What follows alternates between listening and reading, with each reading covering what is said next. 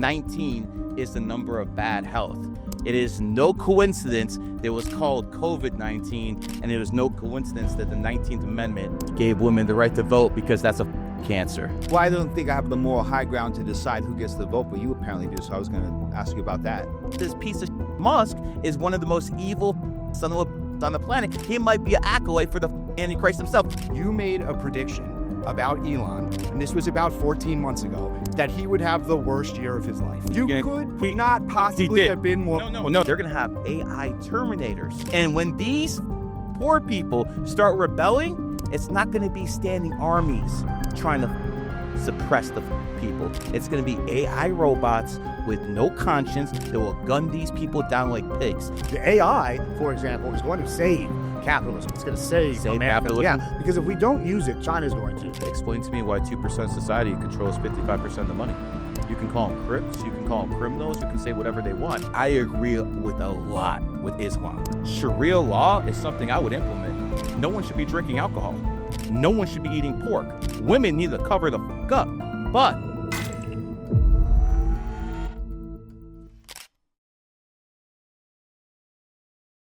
okay, Shaman. Gary, your prompt is the 19th Amendment should be repealed. I'll leave it to you, gentlemen. well, 100%. The 19th Amendment should be repealed. Almost every cancer in society goes back to giving women the right to vote. Kind sir, who are you? Shaman Omar here. Okay. Nice First to meet question. you, Rick. Are you vaccinated? No. Okay, outstanding. At least Yeah. we got something over here, man. Yeah. No, All right, I'm so, vaccinated from. So tell me about the 19th Amendment. You for it or against it? I'm vaccinated from all bullshit, including your position And what's my position? that 19th Amendment should be repealed. So you want women to vote? No, I just want to know, like. No, so- what do you mean? Yes or no? It's either yes or a no answer. Well, I don't think I have the moral high ground to decide who gets the vote, but you apparently do. So I was going to ask you about that. 100%.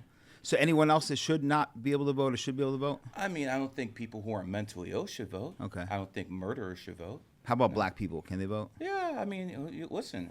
If you're talking about black people, yeah. If you're talking about ends, probably not. Black women, no. No, black women, white women, Women, period. Italian women, Russian women, Muslim women, Catholic women, they all shouldn't vote. Okay. And the world would be a better place, right? Much better place. America will be fucking thriving. I mean, if you look at if you look at the statistics when America was at its peak unchallenged, that was about right after World War II, 1945. So in the 1950s, that's when the women had the white picket fence. That's when we actually had mothers, not whores. That's when we actually had women raising the kids because the men were doing the work. That's when actually society made sense because we had a nuclear family. Now we have a whole bunch of degeneracy, and it all comes back to the 19th Amendment. So that's the singular reason. Basically, Yes.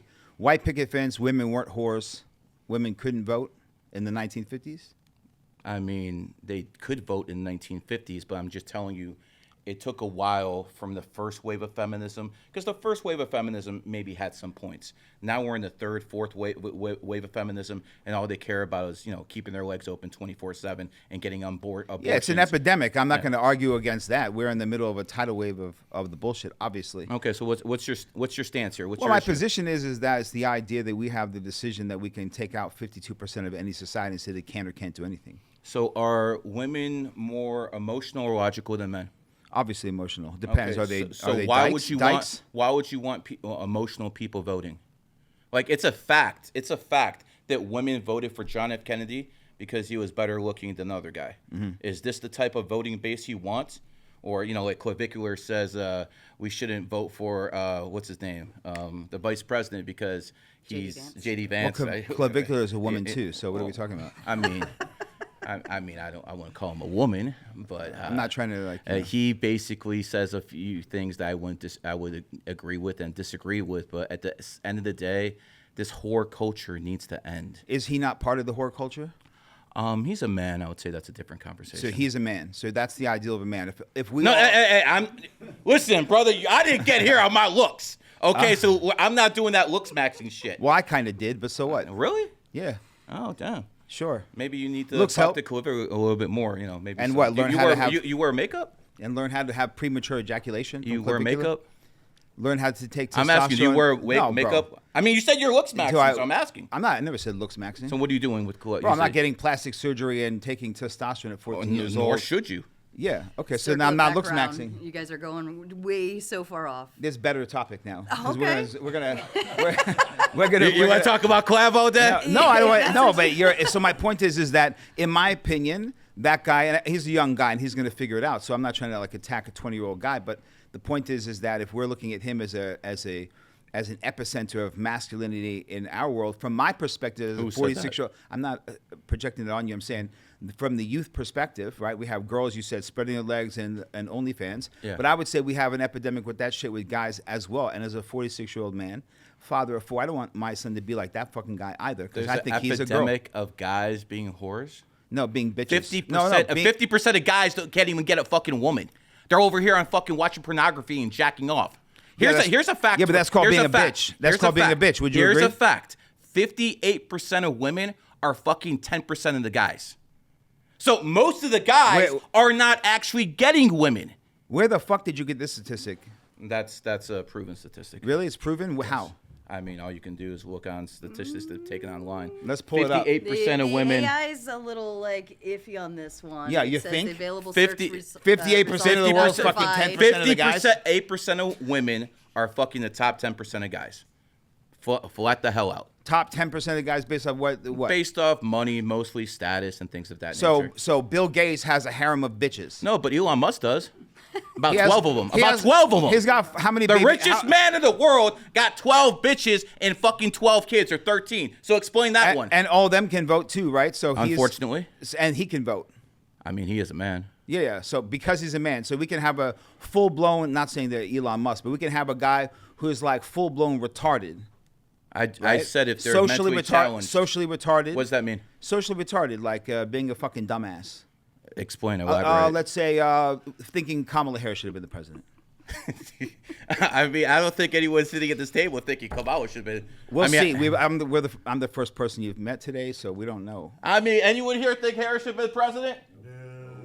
Okay, there you go, bro. Then Sean should bring in new clients for you, man. Because I'm good cooking you, man. Keep You're on not going, cooking bro. shit. This is entertaining. You're not cooking anything. But my point is that the men that you're talking about, I think the majority of the people that the way masculinity is going is the exact problem that you identify with women's lib bullshit. I see it happening with men right now. They're betas. Name some beta male men Clavicular. you're talking about. Okay, whatever. He's the 20-year-old kid. What else? Okay, well, Who I else? don't know what other 20-year-old guys are famous right now for exactly. being So you presented him like some fucking high-level masculine example. No, I didn't say that at all. What I said was he's on top of the food chain when it comes to influencers right now, and that's a fact. So you don't think the fact that this guy's talking about like premature ejaculation, not being able to get hard, taking I don't agree with many of his takes, no. Yeah, those are bitch characteristics. So why would I want a guy who presents himself as a bitch voting as a man either, under your worldview? Well, here's the thing. So we have to have a line. So here's the problem. When it comes to men voting, there is an issue with them too. But it all goes back to feminism. Because a lot of these beta male bitches, as you call them, were raised by single mothers. So you see, this is how the cycle fucking repeats. You have a whore who fucking won't close her legs. She has a whole fucking bunch of kids. All these kids turned out to be beta males voting for that whore from San Francisco, fucking Kamala Harris. But it all goes back to feminism, my friend. That's where the root cause from. Again, can we both agree that is like one of the worst things you can do? 100%. Okay. Once you look this up on AI, 85% of their in prison were raised by single mothers. So once you eliminate that single mother issue, which means eliminating these fucking whores from actually keeping their legs closed because they have the right to vote, they feel they can do whatever they want now. Once you get that problem under control, then you can start looking at the epidemic, the let's see, what is that? Greenlight it, yeah. Oh wow! AI actually agree with me. That's wow. good. You're at 50% with your fucking numerology. I didn't even do any numerology. Well, I didn't even do any 58% of the women are fucking 10% of the guys. I'm still waiting for the fucking AI on that one. This is 85%, right? It's, most I mean, so he's already lost the point on this one, so he wants to talk about numerology. No, you want to talk about numerology? No, hold on. Let's talk about numerology. Hold on one moment. You said 58% of the women are fucking 10% of the guys. Yes. And we're still waiting for that to be proven. So that's 50%, 50-50. I mean, at the end of the day, Women are okay if they're sharing a top 10% guy. Women are okay with that. I don't think they're not okay with fucking a loser because they will leave his ass. I think that probably, let's just say 70%, we would probably agree on the social stuff. It sounds like, just from the way this conversation is going. I just don't understand why you think that women having the right to vote or not having the right to vote is going to actually fix anything. You're saying, like, I can vote, so now I'm going to go fuck 100 guys? That's the thought process? No. So women can't vote. When it starts with voting, then it leads to jobs. Okay? So when women were actually staying at the house and raising the kids, then they were dependent on their man for money, which means they actually were good housewives, which actually means they're not going around to nightclubs getting drunk. They don't have their own money to do that. So back in the day, they would have to abide by certain rules. Now they make their own money. They don't give a fuck about morality. They don't give a fuck about raising kids anymore. They just want to be whores. But how does and have that's to do the with problem. Voting? Where does voting, of the list of things that could be the causation of that, which would be environment, social acceptability, media, television, right, movies, and so on, why does voting go up on that list? Because that's not top 10 for me. Voting is what is what led to the snowball fucking going down the hill, which is where we're at right now. You take away their right to vote, everything will fall back into place. That is the biggest evil. And since you brought up numerology, I mean, we might as well fucking bring it up. 19 is the number of bad health. It is no coincidence that it was called COVID-19, and it was no coincidence that the 19th Amendment gave women the right to vote, because that's a fucking cancer. They even have the numerology in that one, my friend. Should I actually respond to that? I mean, it was funny. I mean, it's up to you if you want to. We do have that prompt saved for later in terms of the numerology, so I would prefer to hold it. Yeah, if you have a tie-in, we're always tying stuff in. No, we are tying it in. Chef Boyardee, we got a whole bunch of shit cooking here. I'm more of like a gourmet chef, lamb chops and shit, but a lamb chop. I prefer steak, Kobe. Nice. My Texas beef. Yeehaw. We'll just leave the pandemic alone, right? Are we allowed to talk about that yet? Talk about whatever the fuck you want. Okay. So women not being able to vote, women being able to vote. I would say that there's an equal amount of retarded men that shouldn't be able to vote as women. And we already talked about that. It's a circular argument. I said a lot of those men were raised by single mothers. But we can't have on the application name, citizenship. Why not? Was you raised by a single mother? Why not? Because it doesn't make any sense. What do you mean it doesn't make any sense? How are they going to check? We're going to have a whole department? No, if I'm hiring someone, I'm going to ask if they know their daddy's name. No, voting. Especially if they're black. No, I'm going to ask if they know their daddy's name. I'm going to ask if they have a good relationship with their mother. I'm going to ask those type of questions because I want certain employees that are actually loyal. And this is free game to you guys out there. When you guys actually hire employees, you want to ask if they have a good relationship with their mom. You want to ask if they have a good relationship with their dad, because if they do, they tend to be more on the loyal side. If they start talking shit about their mom and dad, you're probably not going to get hired, pimp, because I don't want you around. Well, that's moving the goalposts. We were talking about voting, and you said hiring employees. Well, you just moved it there. So then I'll move it to, hey, guys out there, if you're going to marry a girl, make sure you meet her father, and he's a good man. Make sure you know her body count, too. They could lie on that, too, unless we've held an application. I mean, listen, unfortunately, you can't really test that. But, I did do one thing different than most guys. I actually married a Muslim woman. Okay. And the reason I married a Muslim woman is because I wanted a woman who was a virgin. Because to me, that actually matters. There's so many rich guys in America. Like, you have billionaires, you have millionaires, you even have a trillionaire. But the one thing they don't have is a fucking good woman. If you go back 100... Hold on. You're saying hold on. You go back to 150 years ago. 150 years ago, the poor guy working in the fucking some factory and shit like that, they went home to a virgin fucking wife. That means they were the only one fucking that bitch. Now you have fucking millionaires and billionaires ran through whores. You ask me, I'd rather be the poor guy in the 1800s than fucking Elon Musk. Because I want my shit brand fucking new. What the fuck does I don't want used cars. Voting?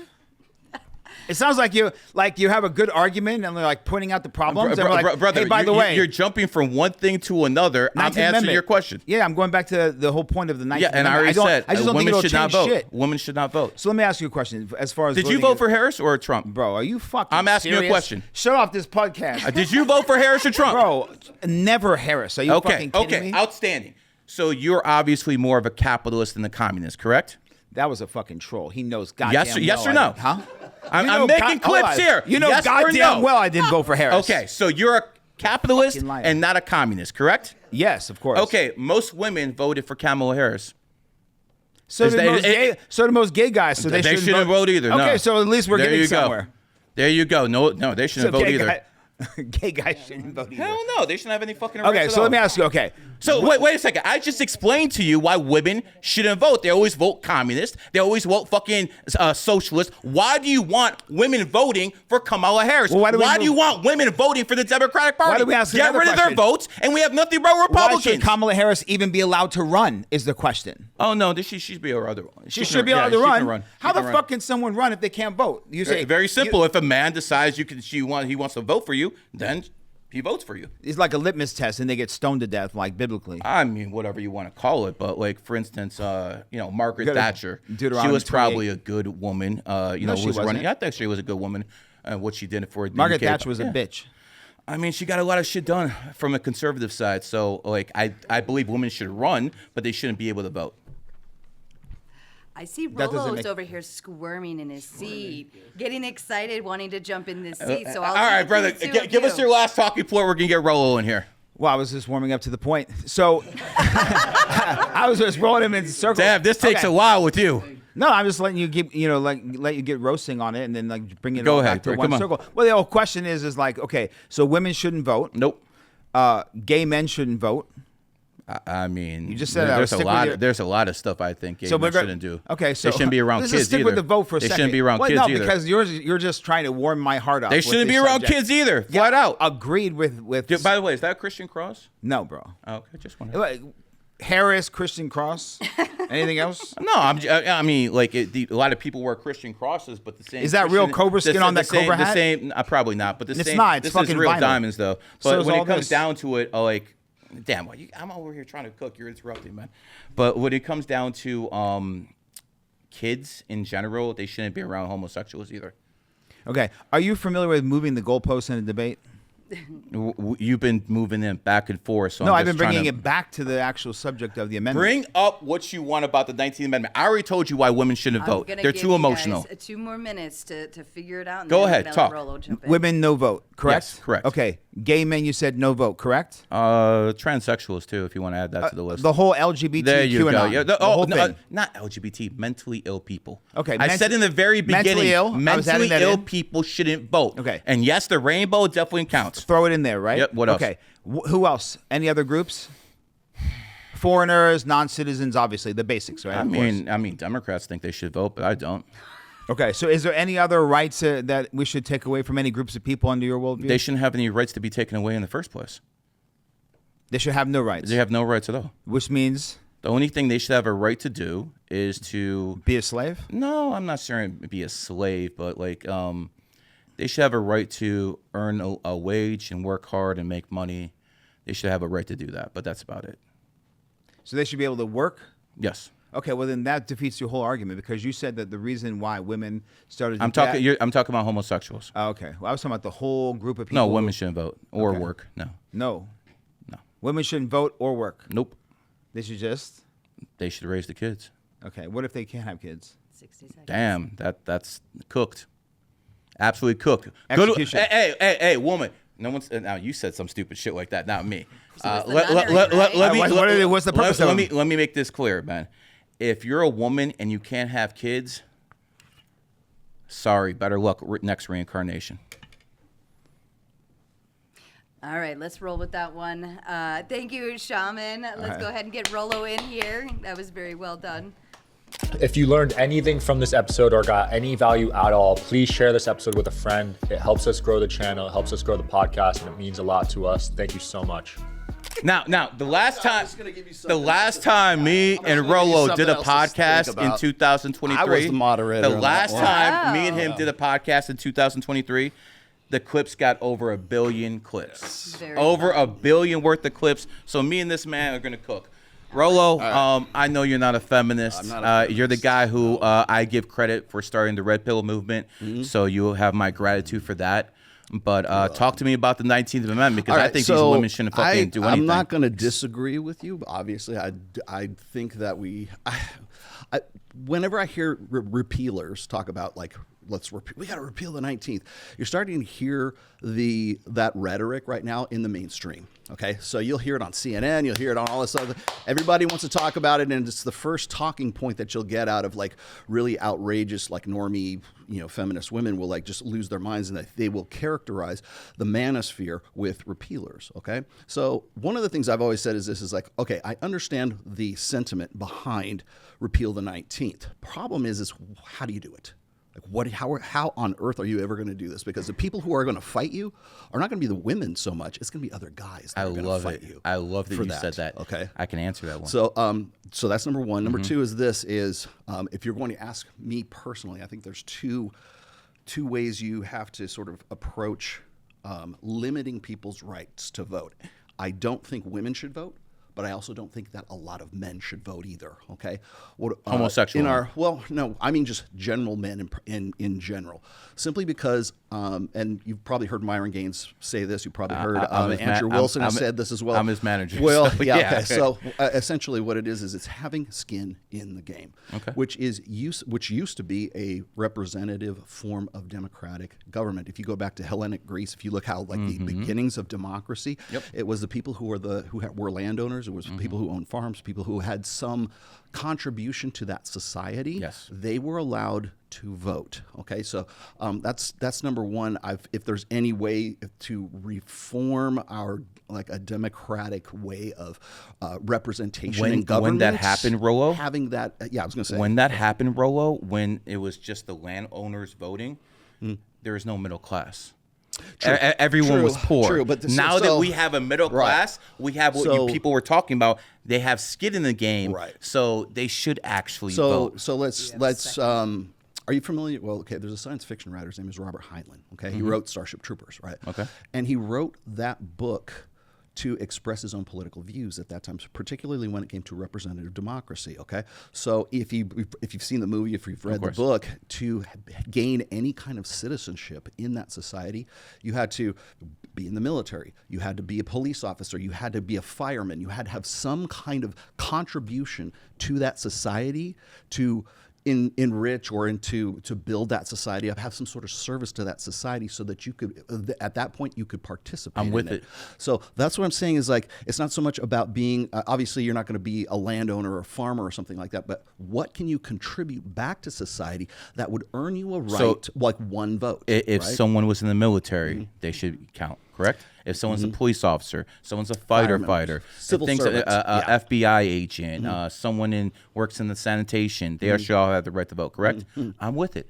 I agree. I think that is the best way to move forward. But that is what you do after you repeal the 19th Amendment. Right. First, you got to take away the. You have to exactly. Yes. So I like the plan afterwards, and I'm with it. But we have to repeal the 19th Amendment, and the question becomes: how do we get women to actually give up their right to vote? That's what the question becomes. And obviously I got the answer for that too, because why would we be here if I didn't? Answers. Of course. So women hold about what, 75% of the debt in this nation?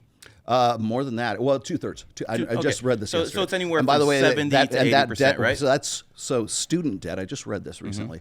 Women hold 2/3 of the United States student loan debt. And that comes out to $929 billion. You can look that up if you want. I know that. I'm giving you the numbers. A couple days in Iran. Yes. So basically what you have to understand is, since women have this debt and we want to get rid of their vote, what me and you and the high earners who are men have to do is we have to cancel their debt. We have to put their debt on our back. As men, we have to get rid of their debt, and we basically make this offer to women. Dear women, do you have student loan debt? Do you have credit card debt? We as men, we're willing to get rid of it. But you have to get rid of your right to vote. I promise you. I promise you, they will line up and fucking all over the streets to give up their right to vote as long as their debt is canceled. And when their debt is canceled, then we can go into the society that you were talking about. If you're a firefighter, if you're in the military, then you have something in the economy. Now, I also think there should be a two-tier economy. Not everyone's good at capitalism. Plenty of people are losers. A lot of people want to be socialists. And now with AI coming, and a lot of people who are going to lose their jobs. And by the way, if you don't understand what's going on, AI is coming for your job, whether you're a doctor, taxi cab driver, or a pilot. AI is coming for your job. So let me finish. Go ahead. So having said that, the lower classes are going to need some sort of basic income. And we're going to have to tax the robots that are working in the manufacturing jobs. And that's how you have to pay them. So now you're moving into the restructuring. And then and then the capitalists, they will live outside the system where the government's not giving them anything, but they can still invest in the society. Okay. That's the way I think it should move forward. Let's talk about the now, though. Okay, so because right now, whenever some normie AI is now. Well, yeah, of course, but like I'm just saying, when right now, the manosphere as a term is something that people are, I think is very misunderstood at this point, but it slips into That's because you had all the grifters like Sneeko and all those guys who ripped you off, and then they try to fucking make this into their movement, and then they fucking bastardize that shit, and now they fucking disinvolve it. Brother, no one wanted you in the fucking movement in the first place, you fucking grifting Muslim homosexual. All right, back to the point here. So what happens is when this topic comes up, they think that this is actually some sort of like part of a bigger ideology. But what they don't understand is the guys who are what I would refer to as repealers right now, it's really easy and it sounds really trendy and it's really fun for a 14-year-old boy to go, yeah, repeal the 19th. But the thing is when the riots are over, when the anarchy is over, when Antifa has done their thing, and you know in the aftermath of it, nobody has a plan afterwards. No one has a plan for after the riots. No one has a plan for after the revolution, and that's the whole thing I'm getting back to right now. And I like what you're talking about here as far as leaning towards something that looks like a plan after that, but I think you got to have that in place before you say, okay, we're going to repeal the 19th. Great. I like the debt forgiveness. Is definitely a prime motivator. I'm actually surprised that was actually that actually might work. The problem is this, and I've had this conversation with guys like George Gammon before. The problem is that student debt. The student debt, I believe, is about either 1.5 or 1.7 trillion dollars right now, and the government relies on that debt to borrow against that debt because that debt is actually a good thing for the government. Scheme. So we know this. When Biden wanted to give debt forgiveness to because that was one of his campaign promises that he never made good on until 2022 in the midterms, and it was essentially a stimmy check for women because women hold more student loan debt than men do. So it's basically a handout at that point. And it really didn't even take off all that much. But the reason why it didn't take off that much is because they couldn't give back too much of that money because they relied on that debt in the first place. So my question to you is, how do you get around them using that particular debt? Because they got to use that to borrow against that for foreign governments and all the other stuff that they're over leveraged. I believe that two things. As long as the American petrodollar system is in place, we can have all the debt in the world. It doesn't really matter that much because all it is recycling those damn petrodollars. If you guys don't know what the petrodollar system is, you shouldn't even talk about politics. Flat the hell out. As long as that system's in place, I think we can keep going with this Ponzi scheme. But if you're saying, listen, it's no more kick the can down the road, we got to do something, I think at some point we're going to move into a digital dollar. And when that happens, that's when you start. That's when you start, handling that debt, or maybe canceling debt, or doing things of that nature. Because we need to restructure society, and we can't put this debt on our kids. We just can't do it. Because at this point, what are we, 30-some trillion in debt or something like that? And as long as the petrodollar system is moving, we're good. But I'm not too sure they did too many good things over there in Iran. or you destroy the Iranian military, you sink their goddamn navy, you have total military superiority, and you still can't win the war. And that just shows you the limits of American power. It just shows you that they are unwilling or unable to win that. Well, war. I mean, listen. You can win the war right now. You drop a small tactical nuke, it's over. Well, it's absolutely over. It was the same thing in Afghanistan. Afghanistan lasted so long because it was a testing ground for military hardware. It was just like the Spanish Civil War is the same thing for World War II. But at the end of the day, listen, we can win this war in Iran very quickly.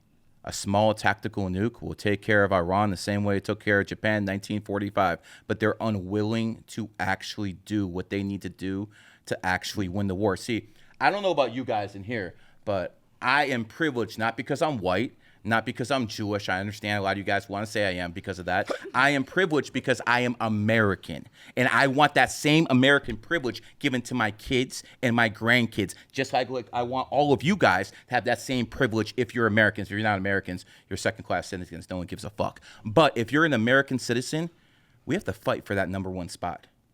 And the fact that this administration isn't willing to do it, and this is the best administration I ever lived under in my life. Like Donald Trump, he's the best president I ever lived under. Is that saying he's a great president? That's a whole different conversation. But he's the best president I ever lived under. They will not do what they need to do to keep America number one. And yes, I would rather, I don't care how this sounds, I would rather be the guy who's bombing than being the guy in Gaza getting bombed on. Because when you're weak, that's what happens. You get bombed. You get exploited. But when you're strong, at least within the borders of that nation, you have a good life. Someone's always going to have that good life, guys. And it's either going to be us or the Chinese.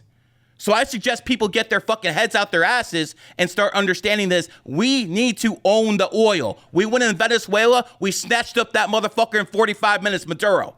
That's exactly what you're supposed to do. They messed up a little bit in Iran. They're going to have to fix that somehow. That's up to Trump to decide how to do that.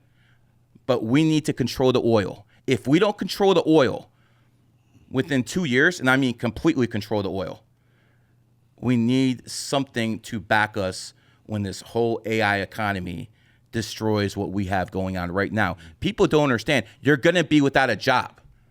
It's coming for your jobs, and you guys are not preparing. Rollo, my kid took my kid out of school this year. Why? What's the point? What are they going to teach him? LGBT, feminism, how to be a fucking beta male? That's what they're going to teach him? No. He's learning AI every freaking day. He's going to make clips of this very podcast, my own 13-year-old, the same people I was paying $3,000, $4,000, $5,000 a couple years ago to make those clips. Now my own kid's going to do that. And guess what? The quality is going to be better too. We're coming back to that though, because I know that's a topic later on. And I wanted to give you guys maybe just because we're kind of gearing in a different direction. Let's see if I can wrap this up really quickly here though. So like everything that you're talking about, like I remember when people were saying, like the petrodollar thing and all that was going on when we first got into it with Iran. I remember a lot of people who had a real problem with it. It's basically the same rhetoric that you would hear anytime we have a military action anywhere. It doesn't matter whether it's minor or it's major, right? And I think that one of the reasons for that is, again, we can come back to sort of the gendering of how we should organize society. So a lot of people are going to watch this and they're going to say, you know what, why are these guys even discussing, denying women the right to vote? Because we're better than them. Well, no, let's look at the differences here, okay? So what happens? Like you could say that, right? You could say, okay, we're better. Okay, but perhaps but why are we better? Now, here's why we're better. Because what men do is we organize society in hierarchies. Women organize societies in the round. So when you're looking at wealth distribution, redistribution, that's a female way of organizing society. One for you, one for you, one for you. Oh, Sally, you're pregnant. Two for you, one for you, one for you. Everybody gets something, right? It's the participation trophy way of organizing society and then scaling that up from communitarianism to socialism and communism and everything else because it seems like logic to the female way of organizing society. Men don't do it that way. We organize the guy who's at the top, right? It's a chain of command. It's the Correct. admiral, the general, the lieutenant, all the way down to the private, or the CEO, CFO, COO, down to the janitor, right? So we have this chain of command. That doesn't seem natural to women. But when you put women into positions of power, they try to force fit that government in the round as opposed to the government in a hierarchy. When we're dropping bombs on Iran, you better bet your ass that's the hierarchy that is dropping those bombs. It is not the collective. Because if we're all going to sit in a drum circle and say, should we bomb Iran today? That doesn't work when the urgency is right there. So women are always going to organize society and govern and enforce political power in a much different way than men are. And so my final point here is this, is that men and women are different, right? We're different biologically, we're different psychologically, we have gender dimorphism, so like we were bigger, the smaller, that kind of stuff. We're going to find different ways to organize society. Right now, really since about 1965-ish, right, when the hormonal birth control happened, you see all this cascade effect of the sexual revolution, the empowerment of women, Title IX, getting more women into the workplace, getting more women into college and everything. And so you have to go back to that and say, what happened then and where are we right now? Are we looking at a society that has been governed by women for women? Because you will hear women say, well, we just don't have the same representation in Congress. We don't have the same representation. It's always the apex fallacy. We don't have a Jeff Bezos. We don't have an Elon Musk. And it's like, yeah, you don't have that, but you have the middle of that pyramid just locked in, and all these other guys are down at the bottom. It's the apex fallacy, right? They only see the guys at the top. They don't see just the swaths of men down at the bottom who are just struggling to get along right now. They don't give a fuck about those men. And why don't they? Because they're in the round. They don't see things in hierarchies. So when you are, again, if we're going to restructure society, we're going to say, hey, look, once we repeal the 19th and we also repeal whatever it is that allows men to just vote offhand, you have to contribute something to society in order for you to vote. Once you do that, then you're on board. Myron Gaines will say this, and I agree with him. Men are automatically signed up for selective services, right? That right there is skin in the game.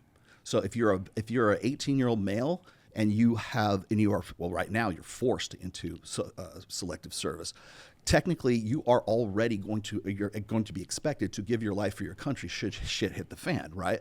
Women are not expected to do that. So only in Israel. You could say this. You could only say, in Israel, but we're talking about the United States right Yeah, now, yeah. okay? Because that's only where the 19th Amendment is. 100%. I should also point this out too, just a quick aside, is that from a logistical perspective, the 19th Amendment is unconstitutional.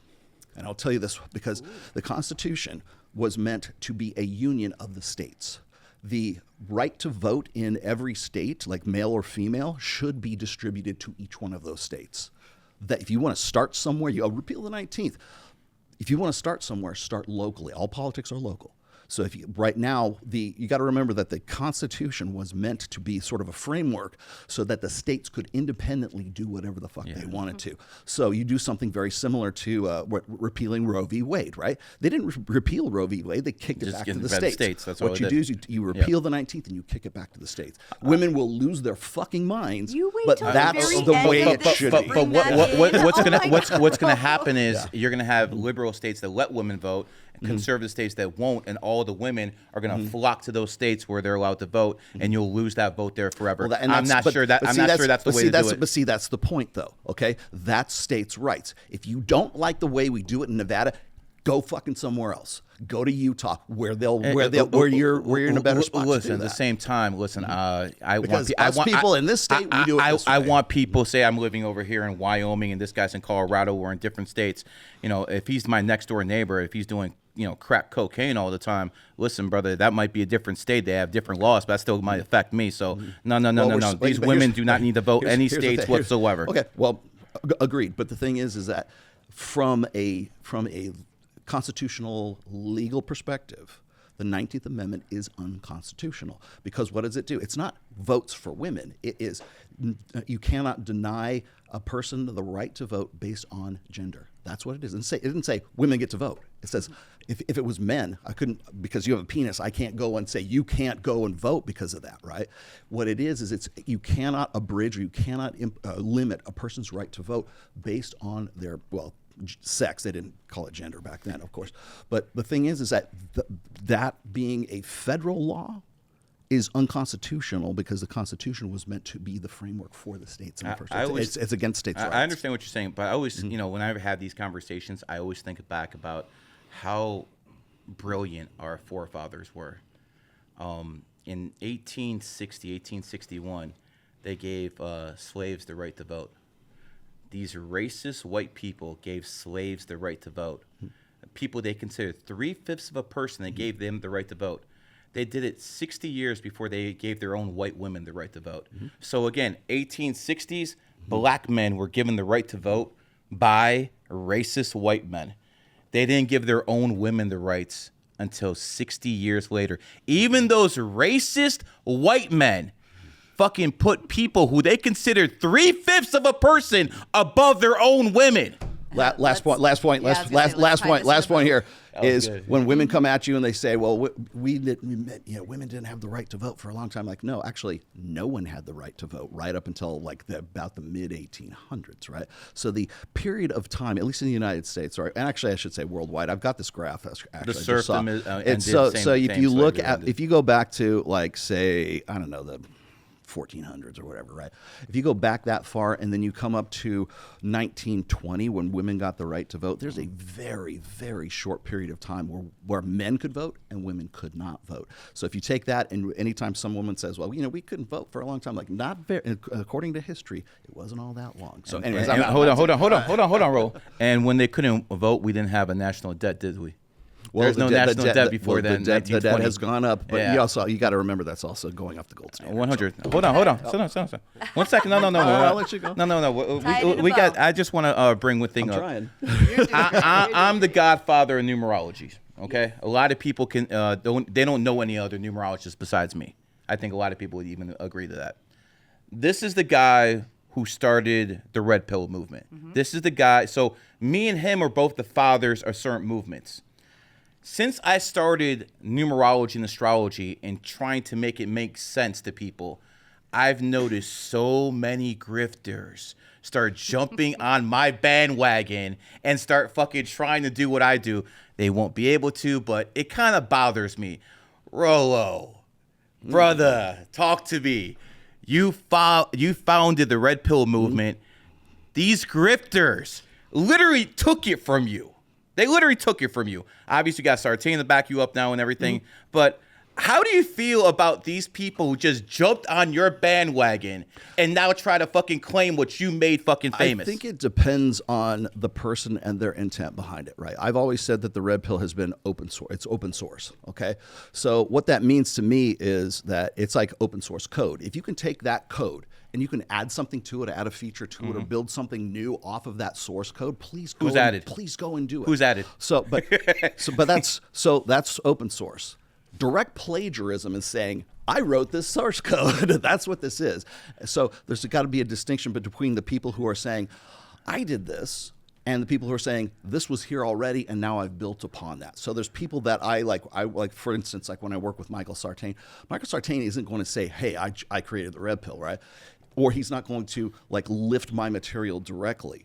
There's other people who have done that, and the people will always say, well, Rollo, how come they're more successful than you are? Well, that's because they've learned how to game the system, and they gamed it very, very well, and they took it, and they've never really been about it. I've been doing what I do. I've been writing books. I've been in this space before it was a space. I mark my point in this area in what would then be called the manosphere from 2002 all the way up to 2026 right now. So I've been doing it that fucking long.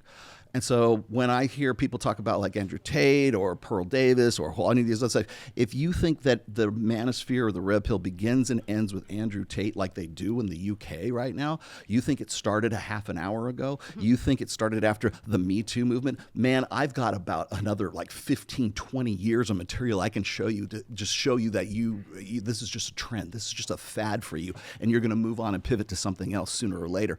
So there's the people who are about it, and you just kind of have to separate the wheat from the chaff, but that's really hard to do, especially with AI coming and everybody's pushing and pumping stuff out. You get somebody like Clavicular who's got 1,610 retweeters, whatever. They're replaying it over and over and over again. That comes with Eddie giving you $2 million a month for clipping. So why is he more successful than you? Because I don't have kick and that kind of money behind me pushing what I've been talking about for 26 years now. So really, that's what it's about. But I said this on Dr. Phil even. Dr. Phil wanted Andrew Tate on that show. When I did the Dr. Phil show in 2022, I was the Andrew Tate understudy. They hit me up twice to see if they could get him because they knew that I knew Andrew, right? And I'm like, he's not going to do it because he converted to Islam. He did this. He just couldn't set foot in the United States at that time. But so I went on there, and the first thing they did was attack me for Andrew Tate's rhetoric. And I said, stop. I said, I am not an Andrew Tate apologist. I am not here to represent him. His work is a derivative of my stuff. He's basically taken my shit, put his own spin on it, and now you're throwing it back here. And I'm like, if you want to talk about points, individual things, if you want to talk about concepts, if you want to talk about the praxeology of the red pill, I am here, and I will debate your ass all fucking day about that. But if you want to come here and say, well, you guys think that women should be property, that's like your opinion, man. Okay, last question before you go. Yeah. Okay. I consider myself red pill, but I'm married. Sure. I've been married for 23 years. Well done. I'm not doing that fucking, go around looking for horror shit. I'm very fucking happy with my wife, and that's how it works. You're the grandfather, godfather of the red pill. Not a grandfather yet. I'm not a grandfather yet. You will be at someday. I might be soon. You will be someday. Don't get me there too quick. Yeah, I'm not there too quick. You will be someday, but my question is to you. Yeah, don't let Nick Fuentes tell you I'm a grandfather. I'm not fucking grandfather. Nick Fuentes is a homo, whatever. Oh my God. When it comes, listen, I'm not going to have a man who says fucking having a wife is gay as going to be the guy who represents this shit. But here's my question to you. Like I said, I'm married 23 years. I don't fuck around. Don't do anything like that. I consider myself red pill. Is that the right way to live the red pill movement according to you and get married? Because I see a lot of red pill guys say, don't get married. So here's the thing is the mistake that you're making is you're thinking that the red pill is a prescription. It's not. It's a praxeology. What it is to think of the red pill as a database. It's information. Okay, so whenever somebody gives me this question, they will say, do you think that it's red pill to be married? Do you think it's red pill to be single? Blah, blah, blah. Okay, those are best practices. Okay, so if you have this database which is ever growing and ever changing, it's evolutionary psychology, evolutionary biology, anthropology, sociology, neurology, endocrinology, add all the ologies you can that have something to do with intersexual dynamics. That's the fucking red pill. It is not a movement. It is not a religion. It is not a belief set. It is not a philosophy. It is not ideology, whatever you want to call it. Because the only reason they say that is because it's easier to fight, because they don't like the information that's in there. But when you look at the pickup artists, when you look at the tradcons, they'll use parts of the red pill, MGTOWs, MRAs, any of the people who are like sort of a movement of some sorts, they're using information that is in the database of the red pill. And so the MGTOWs say, you know what? The juice isn't worth the squeeze. We're not going to try anymore. Fuck it. We're out, right? That's the best practice. The pickup artists go, you know what? We got all this great fucking information on how to get our dicks wet. All right. That's their best practice. We're going to go and find ways to approach, cold approach, direct approach, social circle game, whatever else. That's a best practice using what? The database of the red pill, right? So you asked me this, is that the red pill way to do it? No, that's the Gary way to do it, because you have all this information. You say, you know what? I got this information. I think this is how I want. It's a lifestyle choice is what it is. This is what I want to do. I will have been married 30 years on July 20th. So am I red pill or am I not red pill? Because I've been married that long and I have a daughter and she's married too, right? I would say, am I going against the red pill? No, I'm going against your best practices. I'm not going against the red pill. Right. Well, you founded the movement. I would say the way you live your life can be what the movement's based off. We can make that conclusion. A movement can be based off of red pill awareness, but the red pill itself is not a movement. Okay, tradcons they'll pick and pull the parts that they like out of the red pill, and they'll ignore the rest. PUAs, pick and pull. MRAs, incels. I know plenty of incels, and that's why they're incels, because they have the red pill and they go, oh my God, I'll never do it. Right. You know, they're nihilistic and they're despondent because of what they learned in the red pill, right? So what is their best practice? Sit at home, jerk off, play League of Legends, and, you know, eat pizza and I don't know, whatever, smoke a lot of weed. Right. What Rollo's referring to is descriptors versus prescriptors. No, I get it. I get it. So what you're doing is red pill according to you. Okay. You're taking that information and then you're making. According to me, I'm a multi-millionaire. According to me, I'm the Michael Jordan of my space. Get a fucking virgin and live the red pill life the way I do it, or the way Rollo does it. All right, brother. This is And by the way, that's about the most respectful I'll probably be to a guest today. That was good. Thanks for watching to the end, guys. Please comment below your thoughts on the episode. If you agree, if you disagree, I'd love to hear it. I read every single comment. It means a lot to me. Thank you so much. All right. Thank you, gentlemen. Rambo, you're going to kick us off with AI will destroy the economy. We're going to continue from there. Go Rambo, ahead. like right. Sylvester Stallone? Like the movie star, my guy. Okay, you're out Yeah. here fucking cutting people, huh? You know, I When you have plead to. the fifth. When you have to. Yeah, exactly. All right, before we get started, you vaccinated, pimp? I am. So you fell for the government propaganda. No, I needed it to travel because I'm a musician. Why didn't you fake your papers? That's a good point. But Okay, All right. I mean, next point, I guess. All right, ding. Let's for go. One for Gary. It's not that I'm concerned so much that they're gonna take all these jobs away. It's the fact that like we have bigger issues where it's oil, declining birth rates, and like just the fact that like Yeah, we- these white whores don't have white babies anymore. yeah, a so big you're problem. saying like we're not going to be able to eat anymore. So if they're not having kids anymore, if families, the population's not growing, it's shrinking.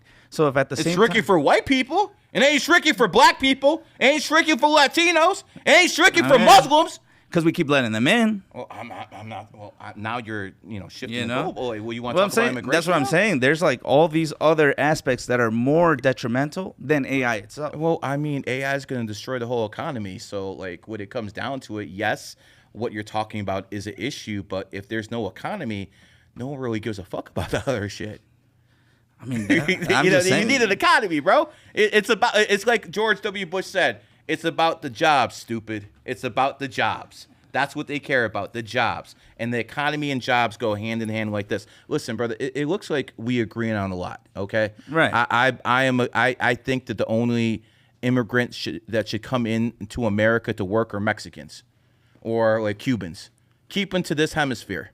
We don't, because when they come in here, I'm not a Christian myself, but the Mexicans come in, they're mostly Christians. Yeah, we have nuclear families. So yeah, exactly. know? So you're not going to like destroy the culture of America if you let Mexicans and Cubans, because they're mainly Christian. But you start letting these other third worlders in here, now you start having issues because they won't assimilate to this culture. And the biggest issue when it comes to birth rates, and again, is the Muslims. I'm going to make this abundantly clear with the Muslims. I agree with a lot with Islam. Sharia law is something I would implement. No one should be drinking alcohol. No one should be eating pork. Women need to cover the fuck up. But they come in here and they're going to enforce their will, and they're going to make you pay a jizya tax. They're going to start coming in here making you pray to their God. I'm sorry. Only people who get on their knees are people praying and homosexuals. I ain't doing neither. It's just not happening. Okay? So let me make this clear to you. Yeah. Islam is a clear and present danger because of their birth rates. That's why. Lebanon in 1949, 1948 was about 70% Christian. And then when the Jews went into Palestine and turned into Israel, all those Muslim refugees flooded into Lebanon. And now, because those good Christians, those turn the other cheek Christians, let them in, now Lebanon is a shithole, in civil fucking war constantly, getting bombed constantly because they let the Muslims in and the Muslims don't assimilate. So again, I have no issue with the Islamic culture. I do have an issue with them coming in, not assimilating, and then basically trying to turn this into another third world shithole. Right. So if we keep everyone out, wouldn't you say that we need more productivity to keep going forward and keep the economy going? The one good thing about AI, and I'll give it to him, is when these robots come. I'm not talking about like agents on, but when these robots come, Right. we're not going to need these illegals anymore. So that's the one good thing about AI. It's going to stop this immigration fucking crisis that's happening all over the world. It's not just here in America. The Russians are fucking bitching about the Uzbekistanis. The fucking Syrians are fucking bitching about the fucking people from Lebanon. And everyone in the world is bitching about immigration. This is nothing new. This is not just an American problem. The difference is we are the richest country in human history. We don't need them here. We have our own poor people to take care of. Now, this guy over here didn't give a fuck about poor people. I kind of still do. Maybe that's a flaw. We'll find out. But, I don't want people fucking eating out of trash cans unless they're my enemies. There's quite a few of those. Okay, I'm getting off subject. Getting off subject, but we can dictate to the world what we want. And it's because of weak leadership in this country that we actually have an immigration country. First of all, why are we allowing Muslim women to come in here and have 4, 5, 6 babies? Why are we allowing this? They're going to change the demographics of this country. And again, I'm no fan of Israel either. Why are we giving Israel $6-7 billion fucking dollars? Why? For what reason? We shouldn't. Cut it all off. Yeah. All the foreign aid. Israel doesn't want to listen to President Bush. Netanyahu got some big balls. He wants to bomb the whole fucking world. Do it your fucking self. Rambo, do it your fucking self. Rambo, let's tie this up in a pretty bow in 2 minutes. Let's see what you got. Well, another thing too is I don't really think AI is gonna grow a conscience. I think it's going to self-implode the way it's going right now because of all the AI slop that's coming out. It gets a lot of errors wrong. Right now, we're living in a social media world where almost all content is AI generated or basically assisted by AI. So there's a lot of errors that are going out into the internet, and it basically feeds itself. So now it's like in a loop where it starts to hallucinate. And I don't think AI hallucinates? Yeah. Really? Yeah. It gets a lot of answers wrong. Well, I know that by, the people doing numerology on it. I know that it gets it wrong. Exactly. But, listen, I don't disagree with what you're saying. I didn't know AI hallucinates. That's something new. That's what they call it. When it starts when it tells you, you should probably eat a rock in a sandwich, it would taste really good. Eat a rock? Yeah. Oh, I thought rocks were just for whores. Oh my God. What? Make stones great again. What the fuck are we talking about here, man? Listen. I said give you stupid answers like that. I said that I don't want the Muslims here, but hell, I respect their goddamn religion in the Middle East. They know how to keep their women in line. You don't have no goddamn fucking feminism over there. As a matter of fact, I remember in 2015 when the Crown Prince of Saudi Arabia, someone I have a great deal of respect for because Saudi Arabia is the real leader in the Middle East, not Israel, it's Saudi Arabia. But when he gave women the right to, drive in 2015, that was like, it's starting over there too. We got bigger issues, I'm saying. What are you talking about? We got bigger issues, man. How many times have you had a woman hit you? They don't hit me. Bro.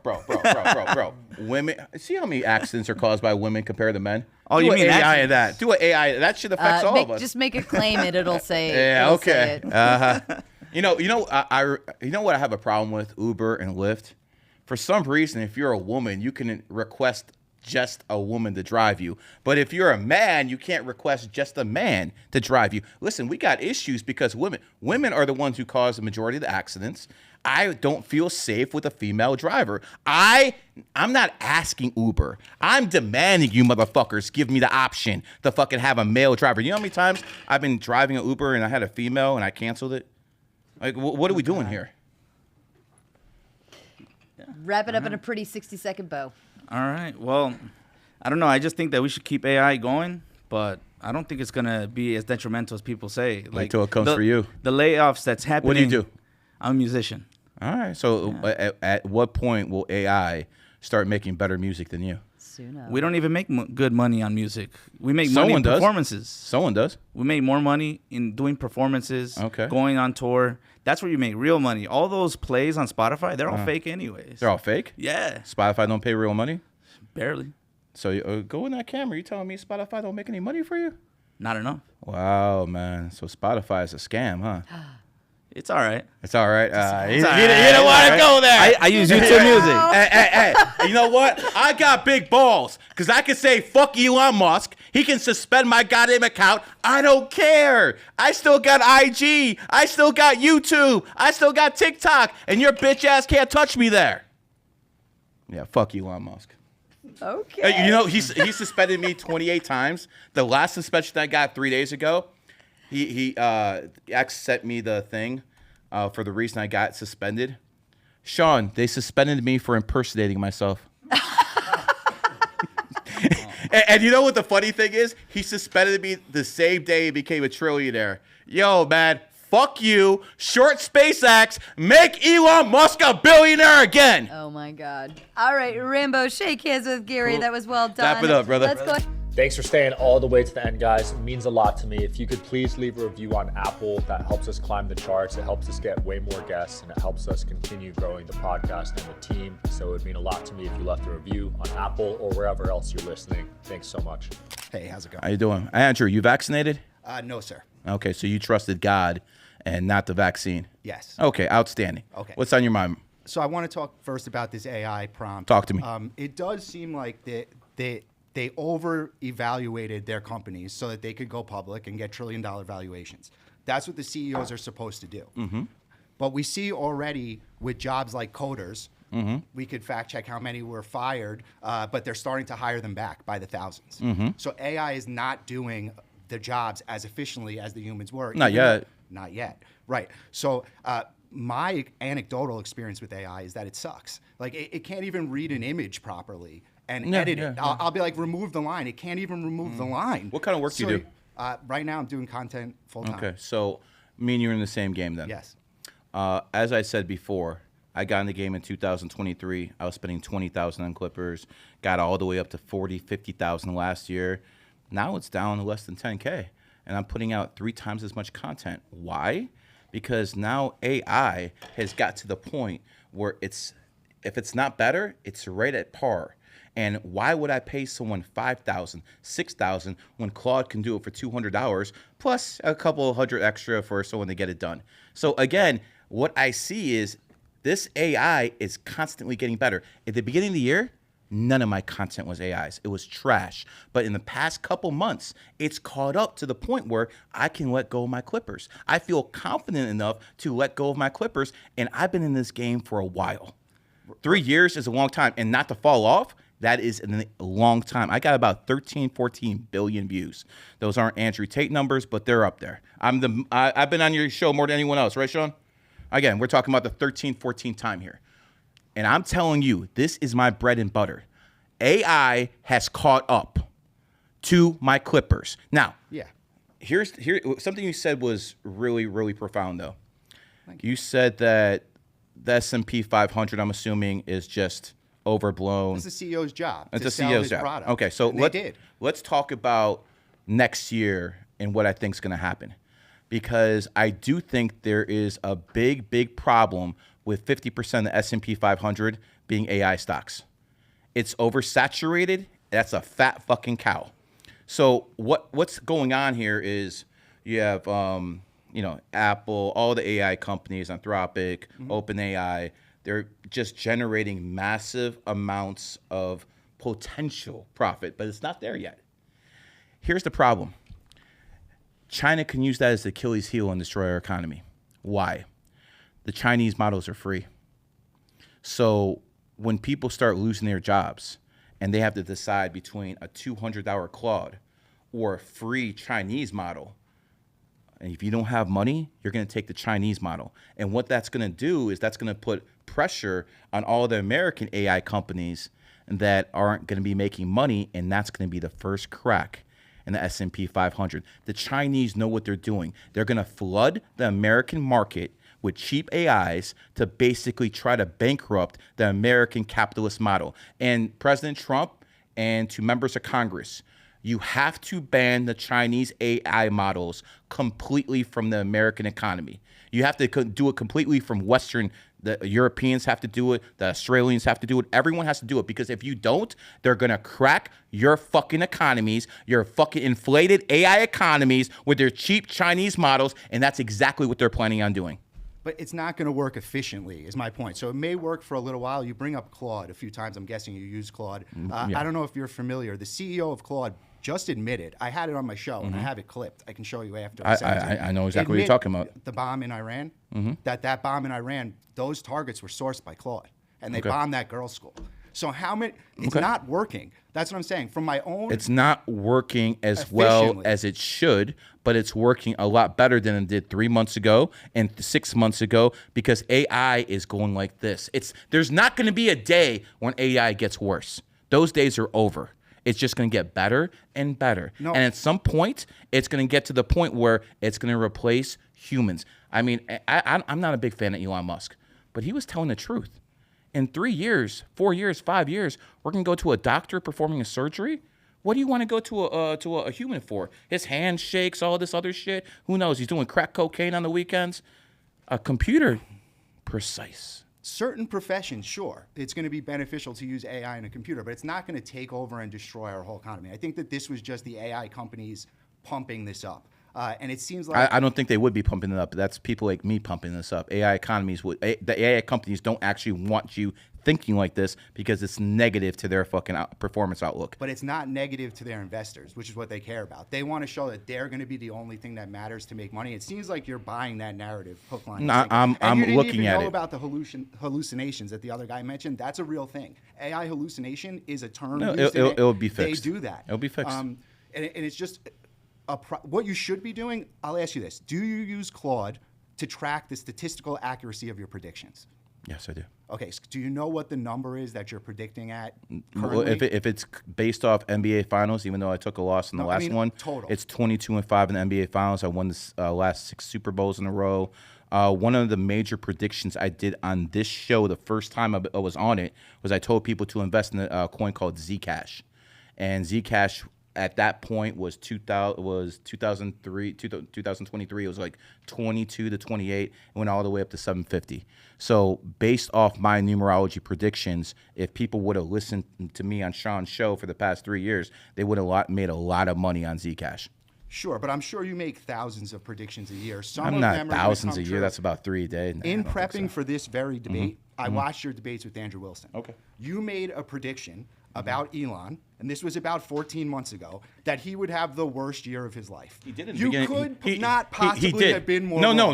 He just became the world's first trillionaire. This is about, let me finish my whoa. question. This is about 14 months ago. You even stressed in your final statement of that debate, in your closing, how important it was to look at these cultural leaders, these public figures, as proof of numerology. 100%.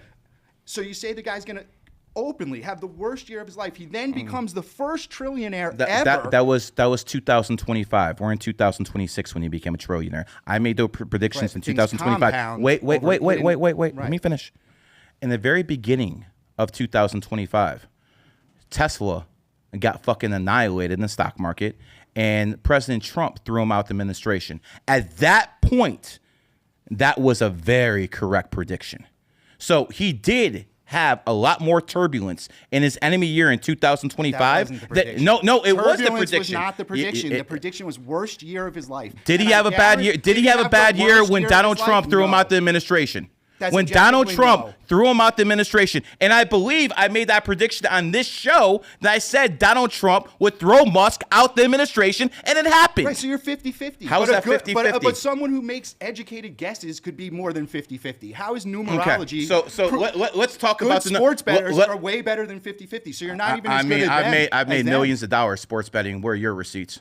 Yeah, but even if that's true, if what you're saying works, you should be able to. So I have to be 100% for numerology to work. That's what you're telling me? Everyone else can be 50, 60. I have to be 100? You should be beating them, or what's the point I'm beating everybody. I'm beating everybody. Your predictions are coming in at 50%. That's why I'm asking you. I've won the last 6 Super Bowls this decade. I'm 22. I'm 20. I'm talking about one at a time because we're starting to roll over. Let's talk about the biggest sporting events in this decade. Go ahead. Or a century, whatever you want to call it. I'm 22-5 in the NBA Finals. I'm 6-0 in the past 6 Super Bowls. I'm winning hockey, the Stanley Cup, at a 75% rate. I'm not perfect. I'm just better than everybody else. Period. Sports betting, you have a 50-50 chance of winning anyway. And if I'm doing it 75% of the time. Prediction. Anybody can make lots of predictions, and you then point to the ones you got right. Okay. I'm pointing to the ones that the massive ones. This isn't even a small one. When I heard that prediction that you made with Elon, I said, holy shit. I did say Trump would win. I did say Trump would win. I did say the election would be stolen from Trump in 2020. I did say he would beat Clinton in 2016. Those are all correct predictions. What I'm saying is that with Claude and technologies like this, we should be able to put all your predictions into AI and see statistically, you should be able to make a numerology fidelity account that grows at 10% or 12%. I'm not saying it has to be 100%, but you should know the percentage of which, if I invest in you, you say the elites Rob still use here? it. Is Rob still here? See, you say the elites use this. They would want to know what the data is. So what is the return on my investment? If I give you 20 grand, what is the percentage of which my money grows based on numerology? Let's talk about the elite actually using this. Sure. Let's talk about a guy I despise, Elon Musk. Okay. Well, of course. How long have I been saying 28 is the number of wealth? I'm assuming a long time. You said you watched my videos. I said I watched 2 of your videos to prep for this debate. I watched 2 of your debates to prep for this. God damn, got 200, only 2? I watched 2. You got to put in more work. Well, so that's all I needed. I just needed that Elon clip. Have you guys watched my content for a while? No, not for a while. Anyone? Okay. Come over here for a sec. How long have I been saying 28 is the number of wealth? Forever. Basically. I'm sure. So I've been saying that for about 2 decades now, right? Correct. Okay. I'm not disputing that. What are the chances that I say 28 is the number of wealth? I make this claim when Bill Gates is the richest man in the world, born on the 28th, and now we have the first trillionaire on the planet, and he's born on the 28th. Not only that, Elon Musk had his first child born on had his last child born on the 28th last year, and I've also made the statement that if you have kids born on the 28th, it increases your wealth. How do I know this? Because Vladimir Putin had his first child born on the 28th. I also said money comes to you when you do things on the 28th. When did Elon sell X to his AI company? On the 28th? Yes, he did on the 28th. So now what we have here, hold on. Now what we have here is the richest man on paper in the world who's doing things based under 28 energy. He's born on the 28th, and he also became the world's richest man who's a trillionaire, the first one, and he's born on the 28th. I arrest my fucking case. No. There's no case to rest because, again, if you make a ton of different claims, some about the year, he's going to have the worst year ever, some about the 28, some about So if I'm right about him 90% of the time, that's garbage? But you're not. I am. You're not. You were wrong about You made one thing I said I was wrong about. One. It was everything else one. I did was you big. He's gonna have the worst year ever. He did have a bad year. You he did have possibly be more whoa. I said he would be a trillionaire in 2025? No, you said he was going to have the worst year and ever. He did have a bad year in 2025. In that year, he was becoming the world's first trillionaire. In 2026. Yeah, but it's not his enemy year anymore. It grows over it's time. not his enemy year anymore. No, what you're saying makes no sense. SpaceX. No. SpaceX was founded in 2002, year of the horse. That's not how compounding works. He opens the IPO for SpaceX in 2026, the year of the horse. He's obviously following this information. Maybe this goes above your head. Maybe you don't want to look into it too much. That's fine because you're a Christian and this goes against your Christian beliefs, right? Let's keep it real. This is against your Christian beliefs, and that's what it's just not real. You should be able to show the rate at which you can grow funds, and if that's the case, then we should be able to repeat it over and over with some statistic variability. There should be some. I'm worth millions. What are you worth? I'm saying. What are you worth? worth? Return on investment. What are you worth, sir? It's not. I don't practice numerology. Obviously, because you're poor. I'm not poor. How much do you make a year? That's a really. How much money do you make a year? I'm not going to enforce it if you don't want to say. No, he's talking all this shit. Let's go. Dude, I'm basically retired, to be honest. Okay, so are you a millionaire? I have a Are house you in at least a Long Island millionaire? that's worth $1 million. Are you at least a millionaire? Dude, if you're counting property, then yes. Okay, so you made that you made that money doing what? Sales. Okay. What is your birthday? 1/18/86. 1/18/1986. So we have a 7 life path. Are you a loner at heart? Yes. Okay. Do you consider yourself an intellectual? Obviously, you talked to me for a few minutes here. You know that. I don't think you are, but I'm asking you if you consider you're intellectual. Yeah. I consider myself. Do you have a strong dislike for stupid people? Again, these are vague. Yes or no? Doesn't yes or no? But what is your point? Because because that's what 7 life paths are. But only when they're not. They keep Except to for when they're themselves. not. They keep to themselves. All of them? Yeah, a whole bunch of them keep to But what themselves. about the ones that don't? Well, if you have something like an 80% that keep to themselves, What is that percentage? That's what I'm it's about 80. Well, I mean, About listen, 80? I was about 80, 85%. Are you just making it up? 'Cause No, it doesn't that's seem what like that's it's what I've actually seen. About 80 Okay, or so 85. so That's what I'm saying. Let's put this all in okay, thought. And after 1 year, let's look at all your predictions. Let's all of them. And let's wrap this up in 2 minutes. I think let's that's talk a good about- litmus hold on. test. We can come back here in 1 year. How and about see that? how many You want to put money on it because that's the only way I What operate. percentage are we going to say that you're What- going to be correct at? I'm always hit 70%. We could talk about a bet after this to Uh, make sure that money, we have the money, terms money, right. money. I'm willing to make Okay. a bet if we have the terms correct. Okay, bring the money out, or I want to talk. Okay, Yeah, so I'm saying yes, we have to get to the here's what it terms comes down of that to. bet. This is the year of the horse. The horse's enemy is the rat. So people who are born in 1996, 1984, 1972, most of them will have off years. There's one guy who's having a good enemy year. His name is Jalen Brunson. He just won a title with the New York Knicks. But for every, hold on, before you shake your goddamn my head, for point. every Jalen Brunson, there's an Israel that was founded in 1948 that's fucking being threatened by the United States of America, that's being bombed the shit out of them. And I said on this show last year that Israel would have the most difficult year in its existence this goddamn century, and that's exactly what's happening. It's unquantifiable. What does what that are you mean? talking What about? is the most difficult? How do you quantify An it? American How president, How do you prove an right or American wrong? president just threatened to bomb Israel. That never happened before. Are you out your mind? No, I'm not making a claim about Israel. I'm saying that Oh, you make I know, it doesn't vague fit your claims narrative. that It you doesn't can fit your then narrative. pick Whether or Well, I not think it is or here's, isn't. here's what I think Andrew's asking is how are you putting a metric on it, Correct. right? When do you get to determine whether you said the claim Israel will have the worst year, right? Okay. What determines So that? And are there you look at predictors the that come people into who are place? born in that year, and we start looking at how they're going through life right now.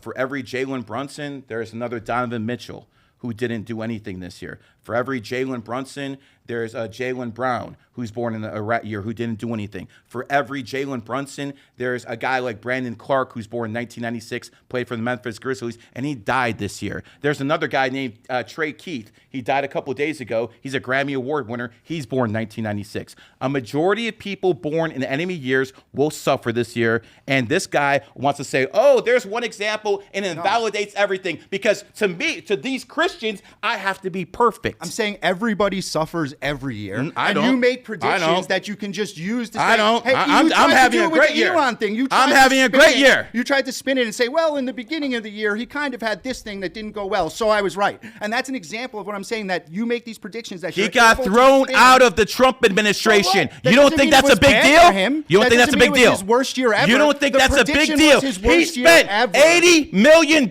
investing on Trump, and then he Moving. threw his ass out? You don't think that's a big deal? You're moving the goalpost. Literally, I love this so the much. prediction was worst year ever. You tried to go back to the beginning of the year, spin something that wasn't that great for him, and say that that prediction was correct. I'll tell you I'm what. saying all your I'll tell you what. predictions are I'll that tell you what. big. I'll tell you what. That's I'll what tell I'm you what. saying. And let's Hold on, after hold on, you hold say on, your hold on. thing, I'm going to let Andrew He doesn't do. like it because he knows I'm No, right. no, no, They're no, vague no, no. predictions Hold that on. everybody Hold on. I'll tell you what. This is Hold what on, just a this is the second. only thing that talks. This right here. That's the only thing that talks. Okay. So this is what we're gonna do. If you really believe what you boy. believe, my man over there, Sean, will set up in a heartbeat. Put 100,000 on the line. He'll take 20 random people. I'll be blindfolded. I will read them, and they will tell me if I was accurate or not. doesn't And the prove winner anything. gets. So if someone else What I'm saying is put all your predictions. Where's your into money? Claude. You love Put AI. your money Put on it. All your Put your predictions, money every on it. prediction you make for Put the your year money on- into Claude, and let's Okay. see the percentage of all of them. Okay. That's how statistics work. Okay. All right, That's gentlemen. how statistics work. Gentlemen, you know I'm any gonna billionaires? put a pin in You know any this billionaires? one. I'm You You know any using- billionaires? I do. Billionaires You know consult. statistics? The billionaires I think consult I'm with here me. for a You know how Who the hell are statistics you? work? Gary, Andrew, let's go ahead and put a pin in this one. I want to see you guys rumble maybe on another round. Yeah, of this, put some money 'cause on this it. is Where's fun, the- but okay, on outstanding. all of your also, predictions. I apologize for You interrupting say numerology again, doesn't work. but I'm going to The keep best way to talking prove that until shit somebody is to stops read people because like a I'm book. here for a job for a reason. So thank you. Let's put a pin in this one, gentlemen, and let's go ahead and switch out. Let's get Pedro up here to continue on the numerology topic. And the two of you, I think, need to have a bigger conversation with Sean for further. Let me make this clear to the camera. If anyone thinks this is fraudulent, if anyone thinks this is bullshit, offer stands to anybody. Any grifter who thinks they're better at me at numerology, any Christian Muslim who thinks this is nonsense, put your money where your fucking mouth is. Sean will set this up in a heartbeat. I will be blindfolded. I'll have a couple bodyguards. Come here over here. Come over here for a second. I'm going to have because if I'm going to be blindfolded, I don't trust any of you fuckers. Okay? So I'm going to have this guy right here standing behind me just in case you motherfuckers try to fucking press me. He'll be right behind me trying to take it. Get down a little bit. Put the camera. There you go. He's a big motherfucker. He'll fuck you up. I appreciate it, man. I told you I'd get you a cameo. So here's what's going to happen. Put your money where your mouth is. I will willing to be blindfolded, and I will read 20 people like a book. If they say I'm right, you pay me. If they say I'm wrong, I pay you. As a matter of fact, you guys can put up 100,000. I'll put up 200,000. Let's make it happen. Chump change. Chump fucking change. All See, right. no one will accept that. They're talking about statistical analysis, this and that. Put your fucking money where your mouth is, or shut the fuck up. Thanks for watching all the way to the end, guys. Please hit like and subscribe. It helps us grow the show and helps us get bigger guests. Thank you so much. Howdy. All right, brother. What's your name? Justin Admiral Gibbs. Justin, are you vaccinated, sir? I mean, I'm sure I got vaccinated when I was a child by something. Did you get vaccinated by COVID-19? Hell nah, bro. Okay, so see, I ask people that because I want to know where you're at. Because if you got fooled by the biggest psyop in world history, then you're a complete fucking dumbass, and I know how to talk to you. But now I got some respect. We'll see where that leads to. I mean, it also helps that my nose has been smashed in so many times I can't breathe, so I wouldn't been able to catch it anyway or something. So, like that. But someone's been smashing your nose. Yeah, bro? man. I talk a lot of shit, get hit in the face. You know what happens? You know, you got Learn to dents in fight the head, back, brother. You know, well, I did. I did in wrestling for like 10, 15 years. I was a D1 wrestler. Okay. Yeah, but anyway, that's not why we're here. All right, talk to me. Yeah, so you know, I've been listening to what you're saying, and you're kind of doing this double speak, but especially when you talk about the 19th Amendment, and then when you talk about the AI, right? On one side, you're talking about feminism and weakness and all this stuff is bad, but what you're really referring to here with the AI is you're afraid of Pandora's box being open. It's going to ruin America.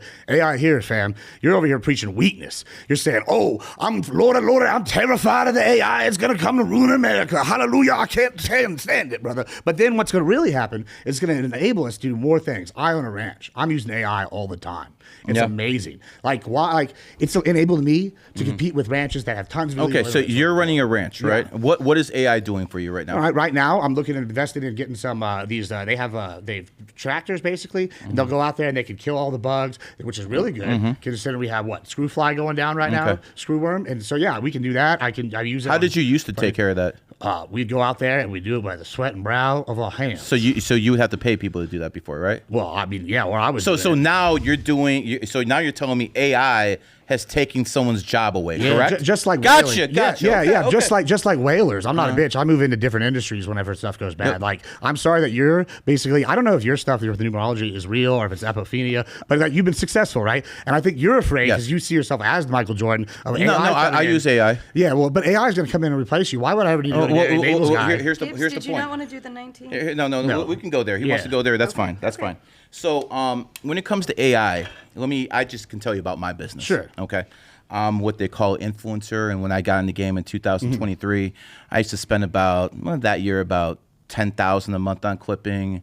Then I went up to about $20,000 a month in 2024. Then it went to about $40,000 a month. And this year we finally had a change. And the change is I don't need those clippers anymore. Why? Because now I have AI doing what they used to do for $40,000 for $200 a month on Claude. So what is happening is all those people who had those jobs, who are actually taking care of their bills, all that money is gone now. Pobrecito. It's gone. And that's going to happen to the taxi cab industry. That's going to happen to the pilots, the doctors. That's going to happen to everyone. So what we're going to have is an economy where people don't have jobs. What that's going to lead to is a basic income, which is socialism. So AI is going to lead to communism and socialism. And that's why this piece of shit Musk is one of the most evil fucking son of a bitches on the planet. He might be an acolyte for the fucking Antichrist himself. Let me finish. Go ahead. Okay? Let me just say this. I'm taking advantage of AI because I can't stop it. No matter how much I bitch in that fucking camera, no matter what I say to you guys, I can't stop it. So I'm going to ride the fucking wave and I'm going to get richer fucking doing it. But I don't think people understand how this is going to work. Right now, maybe 1 million people are using Claude.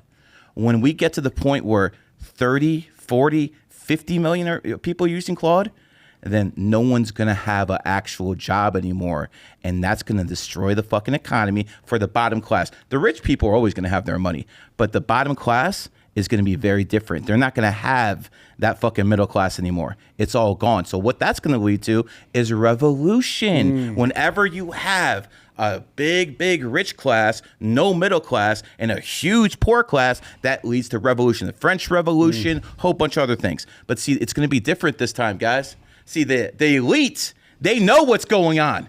It had something to do with the vaccine too. They know what's going on. And what they're going to have, they're going to have AI terminators. And when these fucking poor people start rebelling, it's not going to be standing armies trying to fucking suppress the fucking people. It's going to be AI robots with no conscience that will gun these people down like pigs. That's what's going to happen the next 15, 20 years. So unless you see a way to stop that, let's hear it. Yeah, I mean, I can only get so hard, and everything you described sounds great. Like, I mean, I'm like really excited for Lord Skynet to drone strike illegals coming across the border. Like, I can't. I never wait said anything about illegals. I mean, I just did. I'm saying, like, I can't wait. I own a bunch of military-industrial complex stock. You do? The AI, for example, is going to save capitalism. It's going to save America. Capitalism? Yeah, because if we don't use it, China's going to. We're going to have better. I don't agree. I agree with that. Sure, but we're going to have the AI. We're going to have the best AI. We're seeing Ukraine coming up with, like, I don't know, 2x4s and like batteries and whooping Russia's ass because they adopted AI and they're drones. losing the war. Well, they just gained 237 miles. Russia is losing. I mean, I don't know winning the war. Well, listen, Russia's I'm going to tell winning the you war. wrong because listen, right now they've gotten What 237 part miles. of Russia is occupied right now? Well, none. But exactly. Sure. What part of But hold Ukraine on. is occupied right now? Hold on. So here's about 25% of the country. Hold on. Let's talk. So who's winning? I let you speak. Who's winning? One second, Papa. Listen, you're sitting here saying this about Ukraine losing, right? They've regained 237 miles in the last year. And if you look at history, we could say how many have they lost? Hold on.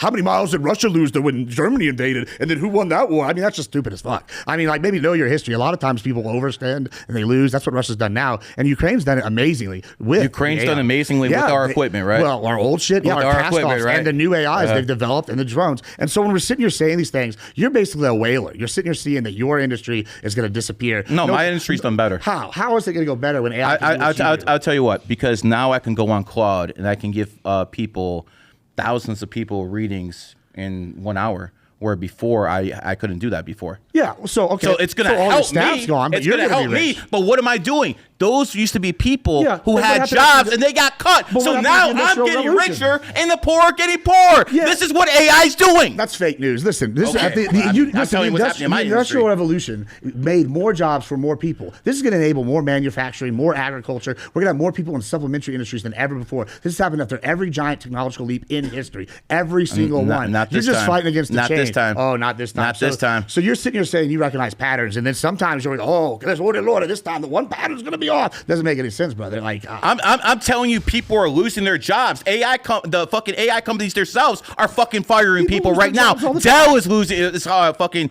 getting rid of people. Apple's getting rid of people. These are people who used to actually work, and now they don't have jobs because of AI. And you're over here fucking your cowboy hat saying, "Oh, everything's gonna be fucking great." Get the hell out of here, I mean, bro. honestly, I'm happy these people are losing their jobs because these people are liberal cucks that are sitting in these jobs and pushing wokeism in these jobs. It's regular. We know this all the time. You don't want liberals to have jobs. I don't care who's got jobs. All I'm saying you don't want. You just said you don't want liberals and cucks to have jobs. No, I didn't say that at all. What I'm saying is specifically. Let me clarify. He said, "I'm happy these people are losing their jobs." Yeah, I am happy. I don't want them not to have a job. They have the option. But so you're happy they're losing. Hold on. Stop. Let's go back a little bit on that. Why would you be happy that someone couldn't actually feed their family anymore? Tell me. I will explain that because I'm very self-interested. I'm a very narcissistic man. I'm trying to win at life. And if some people that are advocating for policies that are bad for me and mine and my group of people, I want them to not be winning. They can still vote. Sure, they can vote. Yeah, but guess what? Money talks. I can buy ads. They can't. There's all sorts of things. We know this is a thing. And listen, I'm not sad that big tech has maybe not got the influence it did before, except through their AI. More influence than ever before. But what I'm saying is these people AI can't vote. The people can, so they're losing at least some portion of power. They might have more control over alternative stuff. If people lose their job, if a communist loses their job, they're going to become more of a communist. What are you talking about? I thought you believed in capitalism. What you're appreciating for is communism itself, right? I'm saying I don't want people to lose their jobs. I want them to lose their jobs Why? and then have to go into something that's benefiting us. We don't need these supplementary industries. We need them to go into industries that are going to help us. Like, why don't we need coders when AI can do it? Go start building ships. Why do you hate manufacturing? Who said that? Well, you just said you're trying to put words in my mouth. You're the one sitting here saying, "Oh, I don't want manufacturing to grow." When did I say that? Yeah, it's clearly what you said. You're so sad When did I people lose say their that? jobs. I don't want people to lose their I jobs. want them to lose their jobs and dog shit jobs. I want them to go into industries that help us. How does having code help us whenever the AI can do it for us? We don't need that job. You're advocating that we pay people to do jobs that aren't needed. You're advocating for literal socialism. You understand I'm that, right? advocating for socialism That's what because I you're want arguing people for to right have now. a living wage. No, yeah, that's socialism. That's socialism. You want universal wage program for the government? No, I think in California the wage should be one thing, and in New York it should be another. Oh, so I'm saying get rid of minimum wage completely. I mean, you're advocating literally for socialism when you. I'm not advocating for socialism or communism. What I'm basically trying to tell you is let the free market decide. But the free market has to actually put those jobs out there. If AI takes the jobs away, then there's no more capitalism, and we become a communist nation because all the people at the bottom are going to demand the basic income. Don't you understand that? Yeah. So what happened with the whalers? They all went to other. Well, again, with these fucking whalers. Well, I mean, they don't even exist as a hockey team anymore. Why are you bringing them up anymore? Well, because I'm talking about history. I mean, they're called the Carolina Hurricanes now. They're not even the Hartford Whalers anymore. What are you talking about, bro? I'm talking about oil, like when they're getting whale oil, bro. I'm talking about historical precedent. That's something you seem to be understanding not very much at all. Which is crazy because I thought you did patterns, but you're sitting here not understanding. This has happened over and over again where they get one industry, something changes, and then we move into a new industry, and you're acting like it's, no, this is so bad. It's very interesting because if you listen to him, you start looking at a very, very small percentage of what actually happens in the world. Let's go back to slavery in 1860. Yeah, let's talk about that. Why did those racist white men, why did they get rid of the slaves? Because they grew a conscience one day? No. They did it because they needed capitalism. And you can't have a capitalistic society unless you have a middle class. Why would someone pay someone a living wage when you have slave labor? And what happened was in the 1860s and all over the world, whether it's serfdom in Russia or slavery here in America, they got rid of that because they needed to build the infrastructure of the world. They needed to burn the highways. They needed to burn the manufacturing. The thing is, they don't need to anymore because now they have slave labor in the form of AI. The middle class is going to be wiped out. I understand you don't give a fuck. You just want to be up there in the very top. I understand that. You don't care. You don't care. No, you don't. You just said you don't care. You don't give a fuck. Yeah, I care. And that's fine. That's fine. That's your prerogative as a fucking United States citizen. If you don't want to give a fuck, that's fine. But the thing is, when the middle class fucking is destroyed by AI, they're going to be coming for their fucking basic income, and that is socialism. AI is causing socialism, and your ass is going to see that with everyone else's here in a couple years. Right now, you guys are blind to it. They're coming for your jobs. Oh, yeah, they're coming for jobs, just like the Democrats in 1860. They're taking our jobs. Who's going to pick our cotton? I mean, like, it's crazy work. You listen, I hear what you're saying. You're saying I don't care. No, what you don't understand is I don't care about people pushing bad policy. What I don't care about is people that don't have the gumption to get up off their ballsack and go and do something with their life. If these guys can't find another job because all they can do is code, fuck them. They're not worth it. They're worthless to society. Why do you want worthless people to do well? Wait a second. I want these people. I want people to live better. I want to instill good values in society. Instead, what you're pushing is, no child left behind. We got to be all like girls and make sure everybody's included. Like if a million people lose their jobs, okay, how are they going to feed their kids? Oh, well, that's not really... that's not your... Yeah. Let me tell you why it is your problem. Tell me. Because when someone needs to feed their kids, whether they have money or not, they're going to find the fucking way. Oh, good. And see, this is the problem with your fucking elitist mindset. They're going to come for your ass. And they're going to come for your fucking food. Yeah. They're going to see, you think the whole economy is going to implode and Johnny's going to have his lights on and they're not going to be looking at you? Yeah, well... This is a very narrow mindset. They're coming for you. On my side to blow them up then, so whatever. I mean, but the point... I think what Gibbs is referring to is like the adaptability, like when we went from handwritten to typewriter, right? Yes. People changed from being calligraphy to I can type. I agree with that. I'm telling you, AI is a completely different animal. Yeah, but you just completely different defeated animal. your own point right there. No, I didn't. Nothing is like AI. All the other stuff. What did you just say? When we went from horseback to machines, it's one thing. But we're going to AI economy. It's coming for everyone's jobs. You're literally doing. It's not gonna fuck. Let's let Gibbs get. Yeah, you're literally doing. These people double- are going to be fucking. You're literally doing double speak and you don't realize it. You just said, okay, AI, about 1 million people get fired and they can't feed their kids. What are they going to do? They're going to find Look a way. on the computer What how is many that people lost called? their jobs to That's called AI. doing a job. Just this year. How many people lost their jobs to AI? What did you just say though? Did you realize what you just said? You said, oh, they're going to find a way. That's called getting a job. They're going to find a other way. jobs. If there's no jobs, they're going to rob your ass. Bro, That's what's going to in happen. refugee They're going to camps- rob your ass. Even in refugee camps, businesses develop, right? Because this is why humans are Black industrious. market develops. Yeah, that's called capitalism. There's not enough fucking jobs for that. Listen, there's always going to be jobs being created no matter what. As long as there are needs, the free market's going to take care of it. You advocate for capitalism, and then you're sitting and turn around and advocating for socialism. Do you understand? I'm not arguing for socialism. I'm arguing for common sense. I mean, if millions of people lose their jobs, they're going to need to feed their kids somehow, Yeah, which so means they they're have going to to find a start new job. going. No, there's no jobs. There's manufacturing. There's no Yeah, jobs. agriculture. It's all There's not growing. going to be any jobs. They're going to start robbing people and killing people in the streets. That's what's going to happen. So Go ahead. I have one that says AI has recently been cited as a major cause of layoffs with 21,490 AI-related cuts in April 2026, representing 26% of total layoffs. That is supported. And then, it just went again. Sorry. Well, on the flip side, this is also going to work. Why don't you look up the job numbers under Trump, and then you can also look at how many new businesses have been opened. AI is allowing people that have never had access to industries be able to do things. There's You good talked and about there's good law, and bad with right? everything. Like I'm able to do, And all there's the more same bad. things with There's you more with the bad with it. industry, Even like though breaking in just because I use AI. Even though I make more money off AI, even though it's been a good thing for me, I can recognize that it's a bad thing for society. But I do understand that there are going to be people out there who actually benefit from AI and become millionaires. I mean, I've but been able to hire more people but the because I have majority AI. of the people are going to lose because of AI. It's going to be like a casino. Yeah, the people that Some don't people are going to understand win. Most people are going to lose. Well, yeah, I mean, it's just like any industry when there's a new big change. If you don't understand the new change, then you're done. There's .com bubble. That was the thing. They didn't know when to get out. Like every industry's got its dark side, and you picked this one, and I think it's literally because of what your background is. You're the guy with all the numbers, all the patterns. You know that things. I already told you. I already told you it helped me. I already told you it helped sure, me. it helps you 'cause you're already AI established. cannot do it better than me. Right. Okay.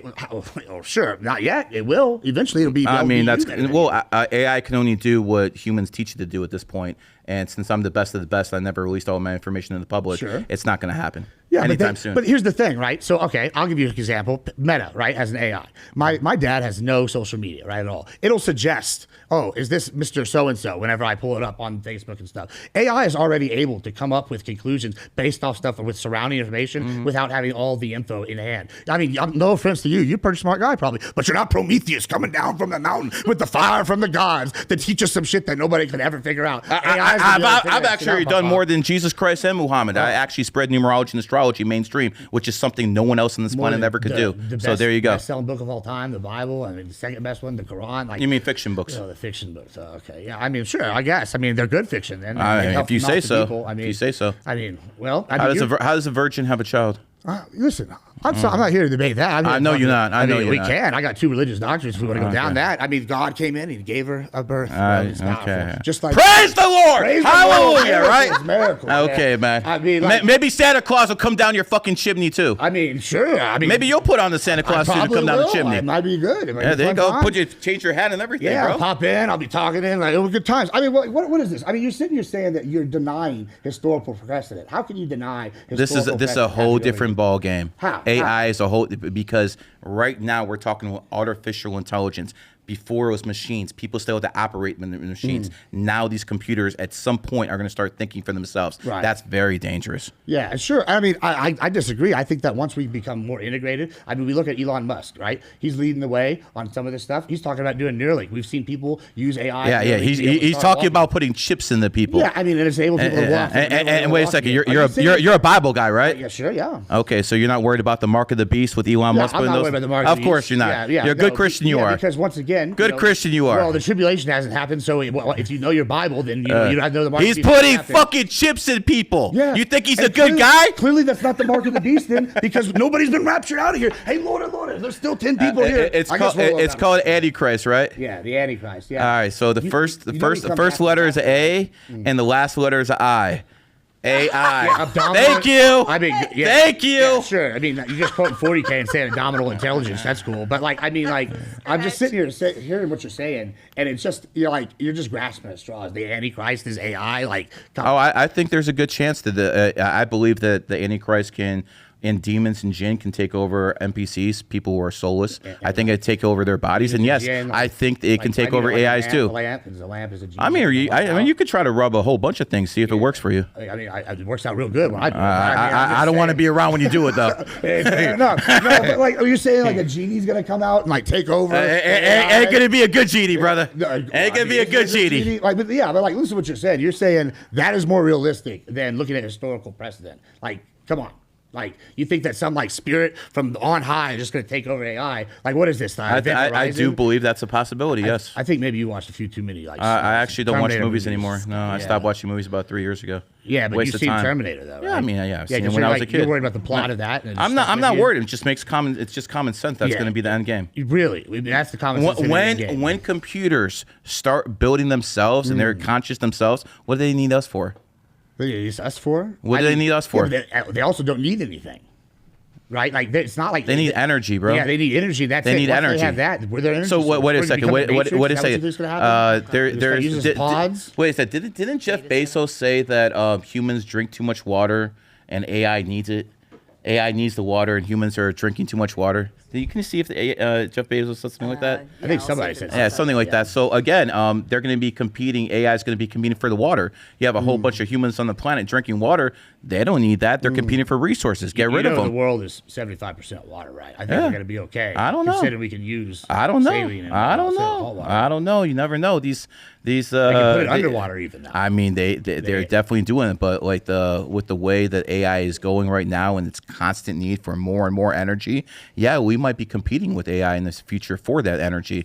And when computers are conscious, are they going to actually allow us It could also to have solve our energy? energy problem. If it's we've already had math problems that could never be solved by humans, solved by AI. We've leaped so much faster with technology that like we're like benefiting on every single level. We literally have benefiting like from. Are the taxi cab drivers benefiting who lost their jobs? Are the truck drivers benefiting who lost their jobs? Are the Clippers who have dominated social media for 3 years now who are losing their jobs en masse? Are they benefiting from AI? Oh no, that job wasn't even a job Exactly. 20 years ago. Like, I mean, you're literally arguing about things. Like, listen, the only one of those jobs that was before was the truck drivers, and the other one, the Clippers. They didn't have a job 20 years ago. There was That's how quick. That's how quick the industry moves We now. got a red that's how quick light. it We got a moves. red light on the Jeff Bezos. Multiple fact checks confirm Jeff Bezos never said this quoted. It is fabricated. His Okay, actual that's what I comments said. That's what I about said. Contextualizing But AI it does water make usage. sense. I said it's Yeah, possible. I mean, I'm not. It does make sense. I mean, I saw a little meme, but yeah. Well, the point though I'm making is like you're saying these things.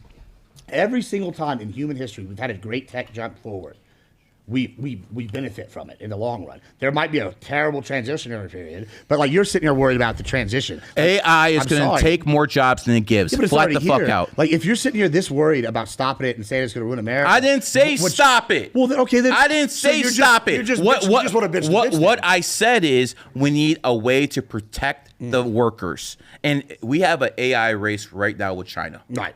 We have to win that race under all circumstances. But that doesn't mean we can't put laws into effect that say, truck drivers have to be human or taxi drivers have to be human. We can still put laws in that into place. Why would we do that? To save people's jobs. Yeah, okay, but we shouldn't do just anything just to save jobs. That's literally socialism. Once again, you are working against the free market. If that's socialism, then hospitalism are socialism. Then fucking the police are socialism. that is Then not the the army same. socialism. That is not the Then same. teachers are No, socialism. those- Well, how far you want to go? That's wrong. Okay, once again, that's different. Those are civil services, hospitals, and we have which are still not socialism because that's capitalism. We have the insurance industry, doctors work, they get paid different places. They have private health care. We have all sorts of different. That's not socialism at all. We have the military. That's not socialism. because So that's federal Medicaid government. isn't socialism? But there's a civil service. Medicaid But hold isn't on, you're socialism? sitting here trying- Medicaid isn't socialism? Socialism. Obamacare ain't socialism? Those are Get the socialism. fuck out. Those are socialism. Do you understand why those are socialism? I don't think you do. Those are literal direct impacts on the free market. What you're prescribing, as opposed to the military, which is going to be a civil service that has, yes, it has some market aspects to it, but is primarily there to fight other people, not to make money. Versus when you're talking about these other industries. What's not there to make money? The military. I mean, the military industrial complex makes money, but the military military in and of itself is designed to be the protection of the nation, all nations, right? So that's why when you sit here talking about these other things, like, oh, I want to put regulations on AI so these people have these jobs, that is literally socialism, because you're actually going in there and impacting the economy of the country. That's a different thing than what you're. So the military itself is in socialism. No. Okay, so when you have senators that fight for certain bases not to be closed because they have representatives in that district, and exactly, so it is actually somewhat socialism because they're fucking fighting for something that is obsolete. It makes sense to close down that base, but they will fight for it because their people in their district have jobs there. What are you talking jobs about? called? What are those jobs called? And we frown upon that generally. What is that called? It's Contractors, called usually. Pork barrel policies, right? That's the term in political science. So when you're sitting here talking about pork barrel policies, those are unanimously frowned upon across the board. Yeah, it's good for the individuals, but once again, yeah, that would be a form of socialism because they're sitting here taking in economic impact. But when you talk about socialism itself, that's a form of government. That's why social contract, any word with social in it, isn't not just socialism. You can't just be like, oh, government exists, that's socialism. That's dumb. That's not what socialism is. The Romans weren't socialists. They had a military. They had civil services. None of those services were socialism. But when you sit here and talk about, hey, I want to put economic limits on jobs, on what jobs we can have, what you can do with AI. If I own a business, why shouldn't I be able to use AI for all this other stuff? Why shouldn't I outcompete the people in the taxi? The perfect example for you is 2008 when the Great Recession happened, when the Federal Reserve had to start bailing out institutions. That is socialism, but they did it at that point because if they didn't, the whole fucking economy would have collapsed. That was bad, right? So they used socialism to protect capitalism, correct? Sure. Okay, so there's my point. I mean, sure that happens, but I would argue that it would have been better to let it fail. Like, yeah, it sucks. It would have been better if it failed. Yeah, in the long term, I think it would have been better. Sometimes you have to have a hard crash to like reset things and get things going better. I mean, if you sit here and you like Trump is a populist, right? He's coming in here to shake things up. You want people that are going to sit here and reset things from time to time. Like this. So if you were in a position in 2008, if you were Ben Bernanke in 2008, you would have let fucking GM fail. You would have let all those companies fail. You would have let the whole supply chain fucking get destroyed. You would have had millions upon millions of people become unemployed. That's what you would have done. Potentially, yeah. I mean, I would have to. Thank God you're not our fucking president. Thank God you're not in fucking politics because we would have been fucking screwed under you. Listen, I mean, the thing is this. I had a professor in college, right? And he didn't teach you much, did he? He used to say the pain now or the pain later, right? And it seems like what you want is the pain later. I mean, clearly, I'm not the one who's not understanding education because you're the one who doesn't have any understanding of history, historical context of what's going to happen going forward. Like we can look at predictions and everything you're saying is not panning out. Here's the beautiful thing about the internet. This is going to be around in 3 years, and people in 3 years will be able to see if the cowboy hat guy was right or the guy in the Cobra hat. Well, that's right. true. We'll see it, and I promise you, when people watch this in a couple years, they're going to be laughing your dumb ass. Well, that's good. Here's the best part about this, though, is even if I'm wrong, that means that society. If I'm wrong, that means hey, socialism works because we're post-scarcity and AI is able to fund everybody. We're all rich and living like fat Roman emperors. That'd be great. I mean, we both are kind of overweight. You know what I'm saying? We both are living good. Yeah. Okay, you know what I'm saying? But then that means everybody's going to get that for AI. It's a good capitalist guy, a little belly on him. Yeah, that's right. But I'm just saying, even under your system, they lose their jobs. The AI socialism takes over, and I'm wrong. Guess what? Those people are going to live glorious lives under Legion or Skynet, and they're going to be happy and be taken care of. Yeah. Why would they want to kill us if they're going to benefit off us? They don't need us anymore. Yeah. Just because they don't need you, then you're less than them. They're like ants. I don't go actively just kill ants. Like if I don't need to, do you go and just like kill things that don't need to? I don't. You see a butterfly go pull the wings off? No. I don't think so. No. Yeah. So like, I mean, is Skynet going to be like, hey, the Gibbs over there, he's walking. Let me just go rip his arm. No, they're not going to do that either. It doesn't make any sense. Listen, brother, I appreciate you coming. Yeah. I think if you ever want to beat me at something, maybe we should do a hot dog eating contest. Maybe we should do one of those. Yeah. But here, brother, you need a lot of work. Anyways, I appreciate you coming. Appreciate it. Thank you. Love it. If you learned anything from this episode or got any value at all, please share this episode with a friend. It helps us grow the channel. It helps us grow the podcast, and it means a lot to us. Thank you so much. All right, brother. What's up? What's up, man? Pedro. Peter, when I get pulled over, though. Okay. Yeah. What's going on, brother? What's going on, man? All right, number one, you vaccinated? No. Outstanding. Okay. I respect you more. Thank you. All right, so what's going on? What are we talking about? So with the numerology, tied with religion, though, okay? This is tied with religion because I interviewed a guy who does palomayombe. right? Okay. You do numerology and you do readings. Mm-hmm. I think it's accurate, right? At a point. Well, yeah. There's the people that do tarots. Same thing as well. I wanted to see what your thoughts on that too. Tarot cards? Yeah. Tarots. I think tarot or guide, they don't give you direct answers. They can just guide you. And quite frankly, here's the thing. I think most numerologists are frauds. I think most astrologers, I think most tarot people are frauds because if you're going to claim you have all the, answers in the universe, why are you broke? I'm being dead serious, man. Like, listen, if I came to you and I say, I got the best fitness program on the fucking planet, I will get you a six-pack, baby. You're going to fucking call me a fraud, as you should. Same thing with the numerologist who's broke. You understand what I'm trying to tell you? If they have no money, they have no fucking claim to anything. It's all ideas. Nothing. You have to verify. And this is how you fucking verify. No. Sean seen me win 6 figures in the sports book many times in a day. Poor Sean's getting pulled into this a lot. I got a name drop. When you pass away, like whenever it happens, do you think you're going to go heaven or hell? Or what? I think I'm going to the 4th dimension. What's that for you? What does it look like? What does it look like? I don't think my human mind and the limitations I have in my mind can even comprehend what that is. So by me saying what I think it is would be an injustice to everyone listening because I'd be giving you a whole bunch of bullshit. I only asked you that just because I know, and which is fine, right? Like I'm Catholic myself, but I'm open-minded and I like it. So I only asked that because I'm just You believe a virgin had a child?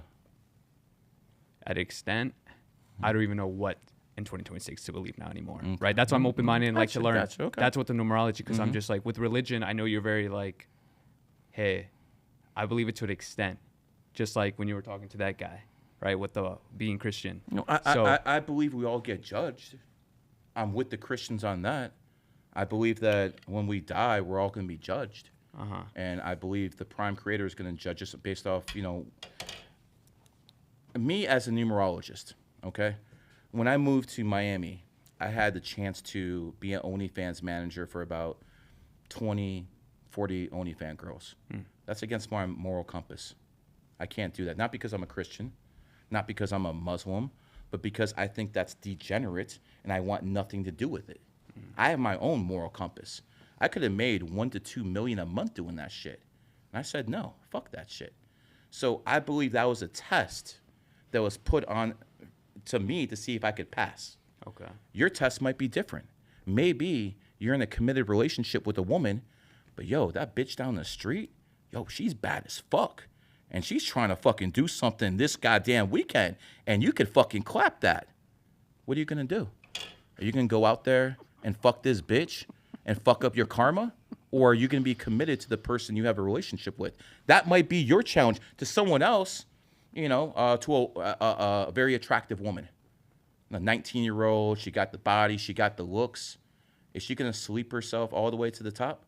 Is she going to be a fucking whore that doesn't close her legs just so she can fucking get millions of dollars? Or is she going to find that good guy who's going to take care of her, going to have kids, and do things the right way? We're all going to be judged in different ways.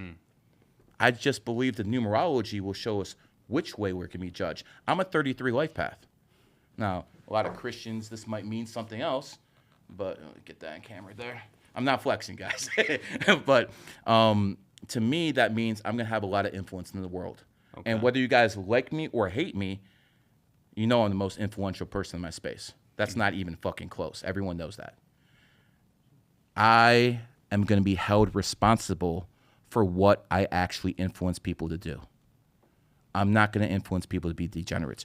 Do you know in 2023, I was offered millions of dollars to convert to a religion? I said no. Because if I convert to this religion, millions and millions of my followers are going to convert too. And I'm not going to do that to people. So that's my moral compass. That's how I fucking live my life. You might live your life a different way. I find it very interesting that the Muslims always call me some kind of kafir and stuff like that, yet I don't drink. I don't eat pork. I'm a better Muslim than Sneeko. That flat out. Yeah. You Christians out there. You guys are all talking about, the Bible this, the Bible that, yet you have a whole bunch of Catholics that support gay marriage. I mean, what the fuck is this? What is this? Pedro, you have offered no pushback whatsoever, and shame on all of you for not holding up your big red signs. I'm calling it. Damn. I am calling it, Pedro. Damn. I'm booting you because you've sat here and you've let him roll on and on and on with all of these claims, and you. I can start debating you if you want. No pushback whatsoever. No. I was just interested with tied with religion and numerology. But see, But you like. this is how dragons debate. They're very calm. No, this is questions. This is how they You calm. have asked him questions. You have been a curious little kid, and if I want to be a curious little kid, I'm going to ask you to come over so I can interview you for a show. Go, Pedro. I want Zach up next. Zach, where She you said, at? "Go hit the brick." You did great, though. Those are good questions. Who's next? Thanks for watching to the end, guys. Please comment below your thoughts on the episode. If you agree, if you disagree, I'd love to hear it. I read every single comment. It means a lot to me. Thank you so much. All right. All right. Are you vaccinated, sir? Hell no. Okay. And why didn't you get vaccinated when the whole world was telling you that if you didn't get vaccinated, you're a bad person? If you didn't get vaccinated, you're probably going to die. Why didn't you believe the government propaganda? I value my own freedom. I value my own choice, and So you're a Republican? I would say so. You're not a Democrat? No. You didn't vote for Harris? No. All right, brother. Shoot. What's on your mind? Okay. So first I want to ask you, do you think you could roll a die and roll a 6 a million times in a row? No. But is it possible? I mean, it's possible that I could fucking, grow wings and fucking fly. I guess that's possible too. Anything's possible, I guess. Maybe, but like in a statistical chance, like you could. I think you could theoretically roll a D6. I think I have a better chance of growing wings and flying out of here than you have of rolling a 6 a million times in a row. Yeah, but it's technically not impossible. Okay, get to your point. Probably. So when you make claims like you're right with sports betting, you're right however many times in a row, like isn't there a chance that you're just on a heater? You're on like all that kind of stuff? That's what I said. I want in the past 27 NBA finals, I'm 22-5. That's why you have to have a track record. I won every Super Bowl this decade, and I've been betting on underdogs too. So again, it is what it is. Sorry, I haven't been alive for a million years to give you a different million. It is what it is. And when you talk about like, I think my birthday is 4/12/1999. I don't think it is. 4/12/99. Yeah. Okay, so you're a psychologist. You like to figure out how people tick. You like to fucking ask questions people don't know the answer to. And I'm not lying. Honestly, no. Okay. But I think these statements are very vague that most people will agree with. Like nobody's ever gonna call themselves a loser. Oh, Unless- I mean, my man over here kind of did. I'm a golden god. My man over here kind of did. Golden God. I mean, like you're always gonna have people that are shy about themselves or not believe in themselves. But if you ask most people, like, are you a leader, right? Like everyone's be like, yeah, I'm a leader. No, I don't think most people think they're leaders. I disagree. Guys, do you all think you're leaders? Yes. Every single one of you thinks you're a leader? That's right. He didn't. Okay, that's So 9 again, out of 10. okay, I mean, okay, so again, one guy is being truthful. Some guys are lying to themselves, and other guys actually believe it. That's true. So go ahead. And when you talk about these life paths, do they only work in Western civilization? Because what if you were to go to like Papua New Guinea? That's a great What if you question. go to Papua New Guinea? A great question. And you go to some guy there, he probably won't even speak We your know the Papua New language. Guinea That- argument. And you go, or anybody, I don't know. That's a great question. And you go, your life path is a 6. You're probably rich and you're a leader and all these things. So, and 6 life paths are home and I family was just oriented. guessing. I wish I knew all of them, but I don't. Well, you can learn. And Beautiful thing. and he looks at you and he's just like, no, I'm gonna go kill a panther later. I don't know, like, So the beautiful thing is environment actually matters. That's the beautiful thing. See, I never was the one who said numerology and astrology dictates 100% of everything. If you're born in the Middle East, you're most likely going to be a Muslim. If you're born in South Carolina, you're most likely going to be a goddamn Christian. But see, there's certain things what that about you if could you're born in California? I'd probably be a communist. Okay. But if you were homosexual, but it is what it is.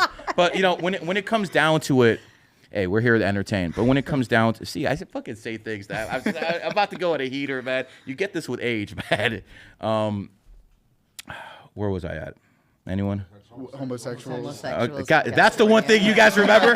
That's the one sticky point with you guys. Wait, where it matters environment, where you're born, Okay. all those things. So, like I was saying, if you're a Christian, you're born in South Carolina. If you're a Muslim, you're born in the Middle East. But say you're an Aquarius and you're a Muslim, or say you're an Aquarius and you're a Christian, and Aquariuses have a natural instinct to rebel.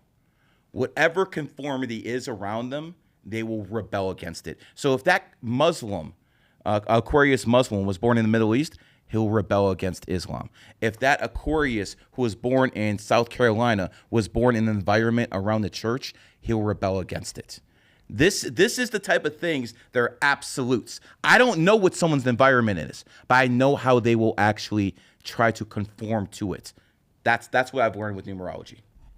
I guess, but we're all still technically human at the end of the day. So I think it shouldn't matter if you're born in. What you don't think it matters? I don't think it matters if you're somebody in a remote island or you're. I think it matters because if you have a cable TV, if you have a smartphone, 2 cars, all the creature comforts, and some other motherfuckers living in a fucking hut, you better believe that shit matters. But so now you're using outside I said influence. I said influence. I said environment matters. I'm not changing anything. But I think if you're coming down to like strictly astrology, stars, or numerology, right? Like you should then ignore all outside influence. No, that's stupid. That's stupid. So then why does it not just work on its own? Because you have parents, and no matter what your numerology is, you're going to be put in different environments. So you're going to react to those environments in different ways based off your number. I'll give you an example. Okay. 5 life paths are the best looking women. The people born in the 5th, 14th, 23rd, or people who are 5s like Beyonce. Extremely good looking women, okay? Well, maybe not for you, but most people would say so, okay? Yeah. I didn't make that face. Oh, okay, you're racist. Oh, you would hit Beyonce, huh? Okay, sir. Okay, sir. Beyonce's over here. You're not hitting that. Get the fuck out of here. Sorry. All right, bro. Sorry, Beyonce. Come on, let's have some credibility here.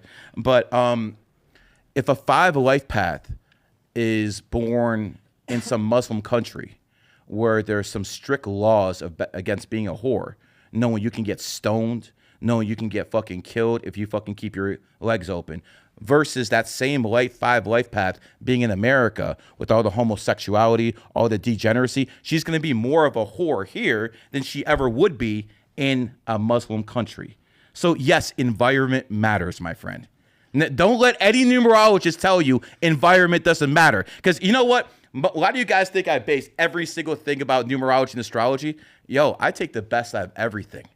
I take the best out of everything. There's some things I like in the Bible. There's some things I like in Islam. There's some things I like in Judaism. Oh, no, I must be a Mossad agent. So there's a lot of things I like. But when I look at a system that can help encompass everything, numerology would be my go-to system. But I would also ask someone's environment. That is important to me. So environment is what you're saying is the only thing that'll ever affect numerology in the sense of where you're wrong. It's the variable. Yeah, I would say that would be by far the biggest one. So the constant would be the numbers, but the variable would be the environment, correct? Okay. And to your point about 28, that's 28 being the number of wealth. The number of wealth. You pick out a few people, right? Like Elon Musk and Bill Gates, Carlos Salim. There's a lot of wealthy people, obviously, clearly. There's a lot of billionaires. There's a lot of millionaires. About 3,200 billionaires on the planet. There's a lot of millionaires. And if you look at the richest people in the world, the top 40, 30 richest people in the world, you're going to see that number 28 pops up a lot more than any other number when it comes to wealth. I bet 22 pops up a lot. I bet 21 pops up a lot. I bet all these numbers pop up a lot. So again, when I started making those statements, the 28th number of wealth, right, I brought up the fact that the Dallas Cowboys were the richest franchise in the world, sports franchise. I brought up the fact that Bill Gates was the richest man on earth. I brought up the fact that Steve Jobs, born 2/24 in 1955. Let's do the math together. 2/24/1955 adds up to 28. Started Apple on 4/1 1976 fucked up a clip, adds up to 28. They incorporated it on January 3rd, 1977, adds up to 28, and is one of the cash richest companies in the world. So you see that people are actually using this, and the ultimate litmus test, the ultimate one was 20 years ago when I was talking about the richest guy on earth. It was Bill Gates, born on the 28th, and now we have a trillionaire class, and the guy who's in it is also born on the 28th. I think the case is closed. So you'll see thousands of cars go by, and you won't. If I was like, how many red cars passed? You'd be like, I have no idea. But if I tell you, okay, you look at all these cars going by, count how many red cars, like only pay. Brother, I can't go through 7 billion people. I can't go through 7 billion cars. What I can do is look at the fucking top people in every industry and be like, okay, the 28 is the one that rules goddamn wealth. The 11 rules money. The 11 rules fucking being an athlete. Kobe Bryant is an 11. He learned from Michael Jordan, who's an 11. Who mentored Kobe mentored Kyrie, who's an 11. The best athletes tend to be 11 life paths. We can go to Dwayne Wade being an 11. We can go down the list. The second best athlete is a 1. LeBron James is a 1. Shaq is a 1. Magic Johnson's a 1. So 1s and 11s are the best athletes. You look at the best athletes of all time, that number is going to pop up every single time on a much stronger, consistent basis than any other number. Is it going to be 100%? No, but it's going to be there more than any other number, and it's like that with looks when it comes to 5. Let's talk about charisma. I like to think I have some, but maybe I'm just lying to myself. No, you're good. Yeah. But Joe Rogan's got charisma. He's born on the 11th. Aiden Ross, the guy who started this whole streaming game, he's born on the 11th. I Show Speed, the #1 streamer. It's not even close. He's an 11 life path. So you start looking at the top people in every field, you're going to see certain numbers are always there. Guess what, pimp? I can't look at 7 million people, but I can look at the top people, and the answers keep fucking hitting you in the face once you know what to look for. That is what numerology and astrology provides. Okay. What month was Elon Musk born in? June. And what month was Bill Gates born in? October. What month was Mark Zuckerberg? May. Which month specifically is numerology isn't based off the months. It's based off the total birthday and the day someone's born on, not on fucking just 1 month. If you want to do that, then you want to start talking about astrology. Correct. And start tying yourself up. Yeah. And tell the moderator. That's right. And some of that's just on my mind when you were talking with him back there about Elon Musk and the prediction, right? And a lot of what he was saying was like kind of subjective, right? When you were saying Elon Musk gonna have the worst year ever, I didn't watch that episode, but like, did you say specifically a calendar year, like 2025? Yes, I said his enemy year, which is 2025. Or a fiscal year, on this meaning show, like a year from right when you predicted that to right now. On this show, before it happened, on this very show, I said Elon Musk would get thrown out of the Trump administration in 2025, and that happened. I mean, it's on tape. No one can argue that I said that. I did. Mm-hmm. I guess that's one of the few predictions I got right? It is. Clock's broken. Clock is, there you go. I get it, brother. I get it. Yeah, a broken clock's right twice a day. Mm-hmm. Hey, I appreciate it. Mm-hmm. Thank you. Good job, brother. Thanks for staying all the way to the end, guys. It means a lot to me. If you could please leave a review on Apple, that helps us climb the charts. It helps us get way more guests, and it helps us continue growing the podcast and the team. So it would mean a lot to me if you left a review on Apple or wherever else you're listening. Thanks so much. How's it going? Good. Nice. So let's start. You vaccinated? I would have rather sucked the handle in Wuhan, buddy. Outstanding, brother. Outstanding. You a Democrat? No, I'm a Republican. Okay. You a Trump supporter? I voted for him, yeah. Definitely voted for him. Are you one of those? I work in real estate and finance, so it behooves me. Are you one of those guys who hate Israel? I don't really have an opinion, I don't want to go that far. Yeah. Well, we know where the litmus test is now. All right, go ahead, brother. I'm so in the Queen moderator, she's probably gonna fucking hate me, but it's okay. She's I'm a woman. Not an argumentative person. What are you doing here? So, what are you doing here then? I honestly don't know. But hey, God brought me here to talk to you. You think it's God? I think so. I think you think it is too. You think God brought you but here? I think I agree. But I think I agree with if what you you didn't. If you didn't actually wake up in the morning and decide to get dressed and fucking actually drive on over here, then maybe it wouldn't have happened. Maybe that's not God. Well, let me ask you this: do you think that when you wake up every morning, do you feel powerful? You feel blessed? No. You don't. You don't feel like innately chosen? No. But you're doing well. Well, yeah, but that's not because I was chosen. That's because I worked hard. Okay, cool. So that I'm not sure if I'm allowed to ask you questions, but how did you get into this? What brought you to this point? Were you in? It seems like you might have been raised religious. Yeah. I thought so. My dad was into Judaism. He brought me into temples. I always thought it was a whole bunch of crap. What did you think about the New Testament or the Old Testament? I think it's all garbage. I think the Christianity, Islam, I think they all have some good aspects in it. Yeah, me too. But I do think they're mostly garbage. What got me into numerology was very simple. It was 9/11. Gotcha. I woke up in the morning and I see the Twin Towers burning, and I think it's a movie. I thought I'm watching Die Hard, with Bruce Willis and shit like that. And then the second plane hits. I'm like, oh, fuck. So, I did what I could to pay respects. I went outside, smoked a blunt for all the people who, lost their lives. And then I'm like, oh, man, Osama bin Laden did this because I was programmed to think that way. Right. And then I started looking at stuff. I was like, wait a second. The first plane to hit the World Trade Center was Flight 11. And I'm like, it's the 11th. And New York City has 11 letters. The Pentagon has 11 letters. Afghanistan has 11 letters. Even that little shit town where that fucking plane went down in Pennsylvania, Shanksville, had 11 letters. I look at the Twin Towers. They look like an 11 side by side. They both have 110 stories. Yeah. I'm thinking, like, what the fuck? What's going on here? And then when I started digging even deeper, I'm like, wait a second.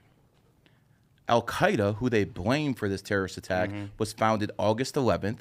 They hit America on 9/11. They hit Madrid, Spain on 3/11. They hit Mumbai, India on July 11th. I'm like, wait a second. Is someone using numerology to plan terrorist attacks? That's the first thing I'm thinking. So what do? I talked to all the top numerologists of that time. Because then, again, it's like late 2001, and are you going to do the same thing? I take them up. You go, okay, I like that. I like that. Respect. So I talked to all the top numerologists, and I'm like, listen, do you think someone's like planning terrorist attacks based off numerology? And they're like, no, that's crazy. That's crazy. And then I'm like looking at all these people, because, I drove to their houses. I'm like, these are all old and they're all poor people. Yeah. Why am I listening to people who are poor? Right. And I was poor at the time too. I mean, they're behaving in a certain way. So I'm like, wait a second. You know what? I started reading all the books, and I'm like, they're full of half-truths. I'm like, this guy over here, this is bullshit. I threw the books away. I threw everything away, and I started just studying people.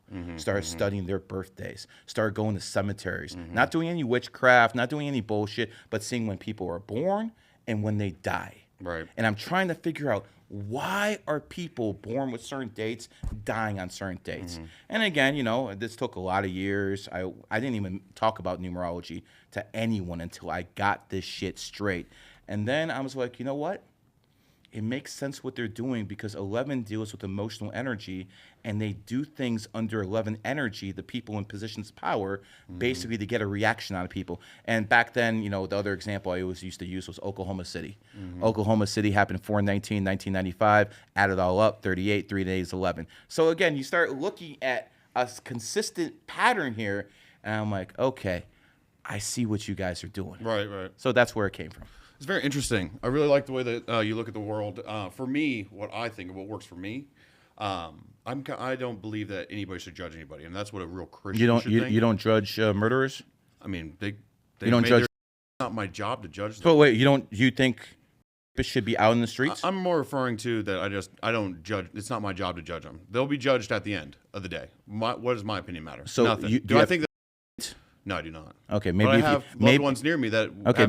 Maybe when you have kids, you'll change your view on that. I'm not condoning the behavior by any means. But how can you not judge? I'm your view, your numerology. I actually never heard of it before. No, that's fine. Let's take all the numerology aside. Yeah, okay. How do you not judge a He's over there, literally fucking destroying women's lives. Oh, they're the worst. These people should be executed. Yeah. By a guillotine in the White House. So it should be a public event. How do you not judge people like that? Oh no, they're the worst, and I'll take that back. I do judge. Okay, now we're talking. Absolute. Now we're talking. Scum, but okay.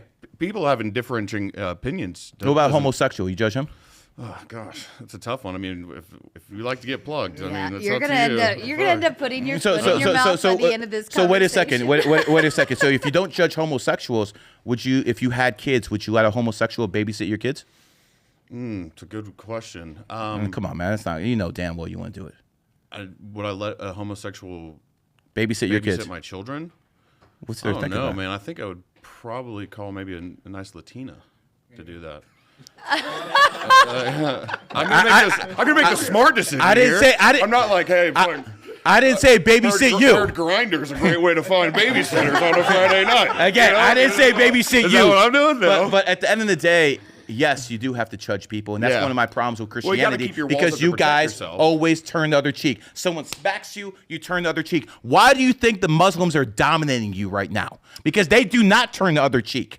They go around. They don't let this degeneracy fucking go around. Do you know what would happen if I was in charge? Every fucking OnlyFans creator would be stripped of every fucking penny they made, and they'd be fucking tossed in fucking prison. Right. I don't believe in democracy. Let me make this clear. I'm a fascist.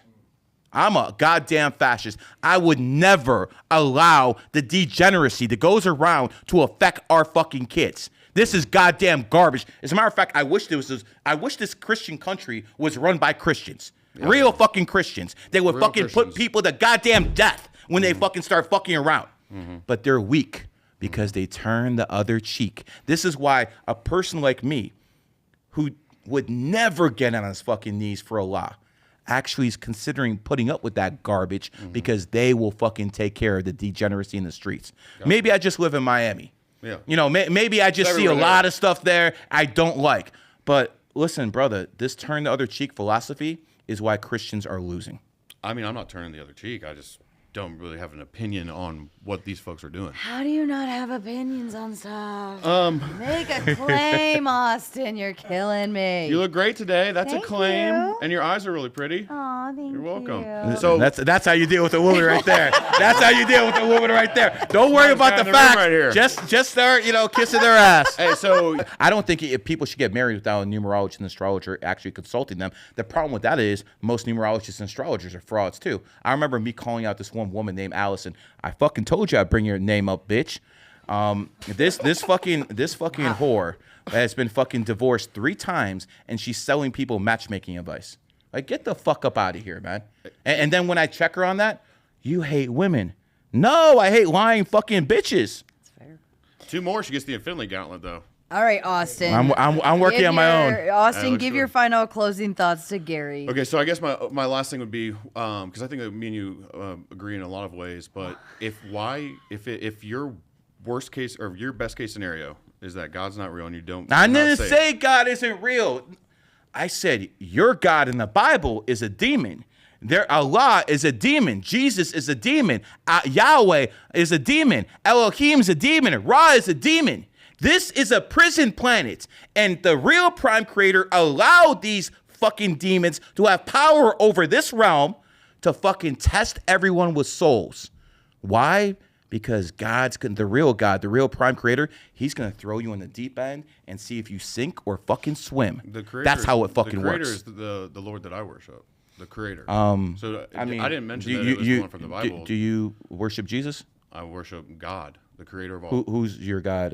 Jesus is the human embodiment of the Lord. Okay, so why would we say Christ is king? The prime creator is who I worship. Okay. We good. That's it, yeah, man. We good. Hey. All right.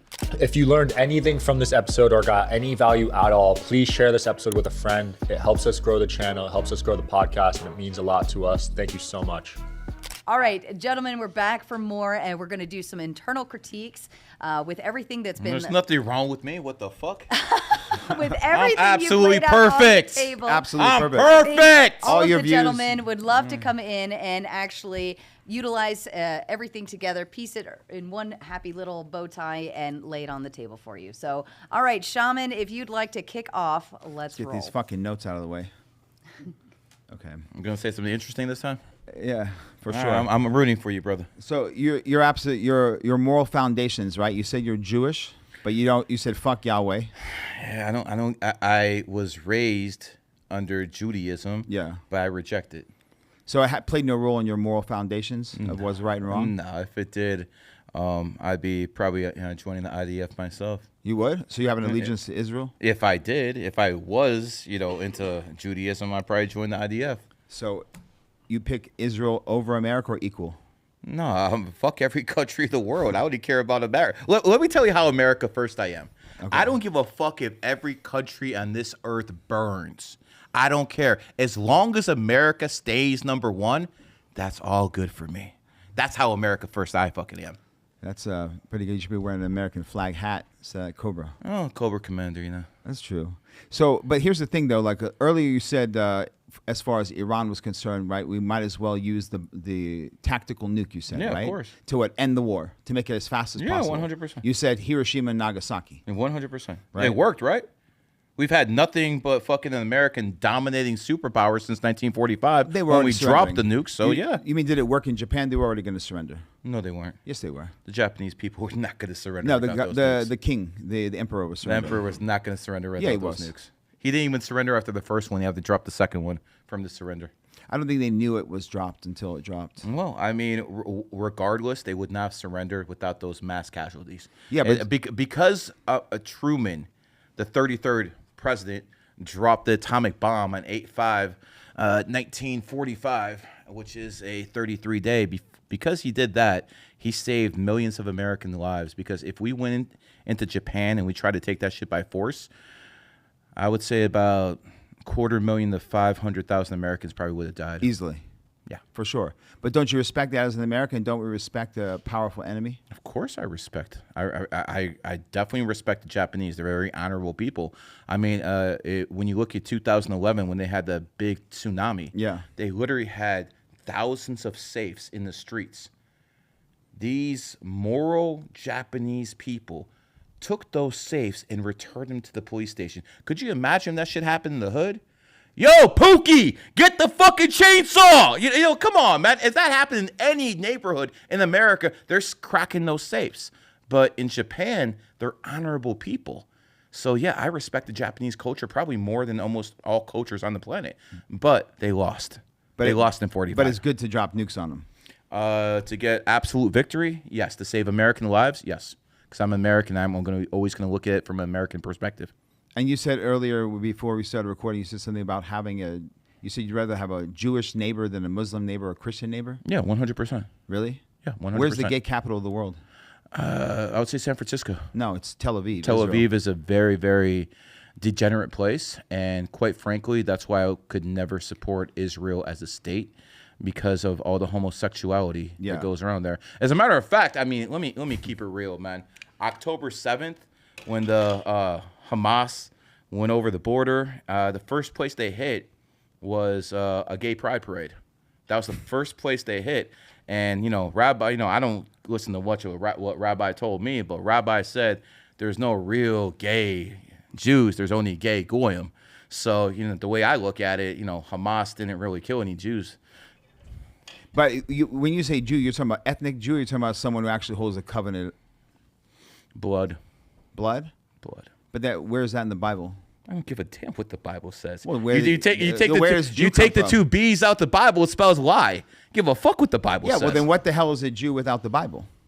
I believe a Jew has, as a race, they have the highest IQ on the planet. That's what I believe. What you're talking about? What you're talking about? Ashkenazi European Jews? Ashkenazi Jews. So what made you say that those are the Jews? I believe that people who are of higher intelligence tend to be Jewish. But why is a European Polish guy the Jew and a person out of Iraq? I'm not saying if they have a high IQ, they're all Jews.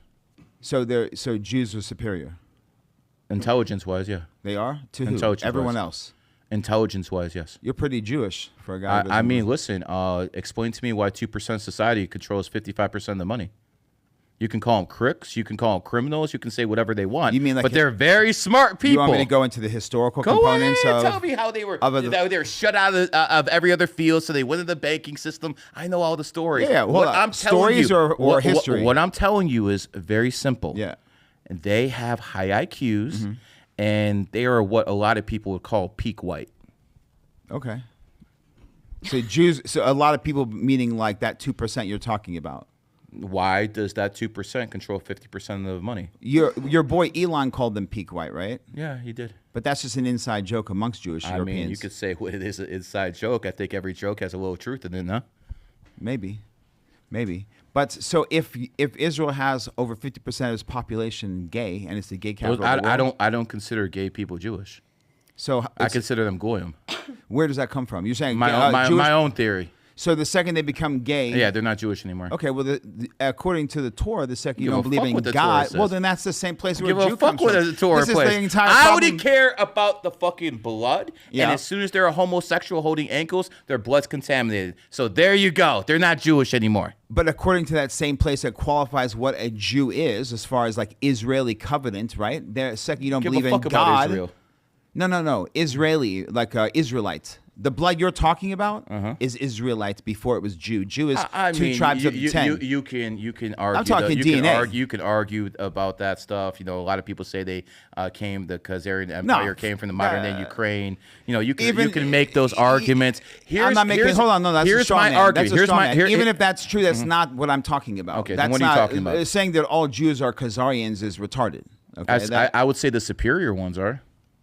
Well, then you and Nick Fuentes are more alike than you think. Well, Nick Fuentes is a 5'7" Mexican pretending to be white homosexual. I say we're nothing alike. So you think? Well, I was talking about clavicular earlier, and you said that was a. They're very similar to me. Nick Fuentes is a 27-year-old man. Yeah. Clavicular is a 20-year-old boy. What were you doing? Those are not what he's doing. That's for sure. Chasing ass, getting drunk, doing all stupid. That's shit. what you were doing. Yeah, I was doing. So what's that he 20. doing? What's he doing? Same Making shit. Millions. Oh, and the same shit. Clavicular has probably made about 2-3 million in his 3-4 month run. It's safe to say that there's no social media right when you were 20, though. I mean, no, I don't know too many people in social media who are doing what he's doing at 20. Now, do I agree with looks maxing? No. I think real looks maxing, and this is just me, is making sure your woman looks good enough for the both of you. That to me is real looks maxing. Okay. That's the way I look at it. That's the way I look at it. So looks maxing is gay. I never said that. I'm asking. I don't think men should. Is a looks maxer gay or not? I think if a man puts on makeup, it's suspect. Yeah, no shit. And if they do public modifications and so on, right? I mean, listen, when you have Peter Thiel out there, who's a homosexual man funding these, well, movements, we know. What do you want? We already know he's gay. And by the way, Peter Thiel. I mean, imagine. This guy's worth like what, 31 billion or something like that. He spent $2 million a month propping up looks maxing.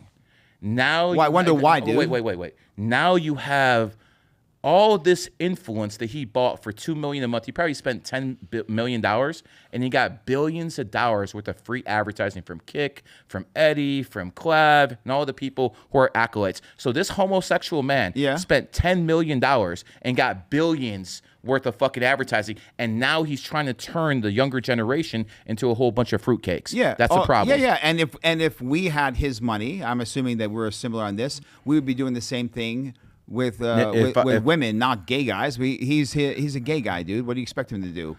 I mean, it is what it is. But if I had, he spent $15 million for JD Vance. I mean, he's obviously his bottom too. Listen, your boy. I never said JD Vance is my boy. Trump. Trump is definitely my boy. And JD Vance is his underling. I mean, that was politics. He picked his vice president based off politics. That wasn't his choice. So you keep referring to Muslims and Christians and Jews, right? And you keep saying like Muslims this and the Christians that, right? Obviously, I think that it's retarded if you think that a human created the entire universe. I never said that. No, I'm saying it. Okay. But well, I mean, you insinuated that, right? You said about the guy and so on. My question is that if you're saying that your morality doesn't come from Judaism, right, and you're having this critique against like the Muslims and the Christians, are you familiar with these religions at all? Or are you just saying shit? No, I've went through their histories. I mean, I'm not a theologist, but I went through their histories. How many mitzvot are there in Judaism? 13, I'm assuming. No, 613. Okay, whatever, man. So if you take out all of I'm just trying to paint a picture of them. They're actually quite identical. That's why you and your Muslim wife got along so well, because the foundation is the same. The difference is that me and my Muslim wife got along because she was a virgin. I wanted a virgin because I never wanted to marry an American whore. You know why? Yeah. Because I want healthy kids. Yeah. And by the way, dear fucking parents, dear men of America, if your wife isn't a virgin, apologize to your kids for their mother being a whore. Oh my God. So, okay, maybe you should start a second business where you can find out where all these virgins are, and then go to a Muslim country. Yeah. You know why? Because they had consequences there. If you fuck around, you can get the stones. That's what I'm trying to allude to. The consequences that you're talking about in critiquing Islam comes from the Torah. That's all Torah law. I mean, whatever. It's all Jewish law. Isn't Jesus a Jew? You can ask our friend back Oh, there. I will. We'll start with that one in a second. Isn't Jesus a Jew? I mean, from what I understand, Jesus is a Jew. Sure, yeah. So they all come from the Jewish faith then, Yeah, right? yeah. But it's so all how about this? How about this? When we make this clear, Yeah. So there's no misunderstandings. Fuck all the Abrahamic religions. Yeah. Every single No, one. I of them, got that. Okay. Yeah, I'm the only person here I think that caught no negative feelings when you said that, though. The rest of the fucking panel, I can feel it. I don't have a subscription to any of them either. Okay. What do you believe in? I believe in a supreme creator. Okay, you believe in the prime creator. Well, prime means material. I'm beyond that. On the prime Because means you the could say number one, the only one. No, prime is as soon as something goes into material, Mm-hmm. materium, it becomes prime, right? So I'm talking about beyond that. In the beginning, there was no thing except the one thing, right? And beyond the material. So I'm saying the highest understanding of God, I believe in that. Everything underneath is jinn and so on. Is Jesus your Lord and Savior? No, bro. What about what I said? I'm makes you asking think, questions. No, Okay, no, there of you course go. not. I don't have a human savior. If I was going to believe in the word Satan means adversary, the quickest way to trick everyone is to sit back, shut the fuck up, and think that someone's coming to save you. It's a genius move. I would definitely That'd be a agree good with one. that. Yeah, you definitely, back in the Soviet Union, when when Joseph Stalin was running things, he used to have a poet that go from city to city, and this poet would go into the bars and start talking mad shit about Stalin. And then eventually some of those drunk guys in there who had all this resentment for Stalin be like, yeah, you're right, down with Stalin. Round 'em up. Well, the next day the poet goes to the next city, but all the people who are against Stalin gets rounded up and sent to the gulag. So Yeah. I understand that completely. It's smart. Like, what was it?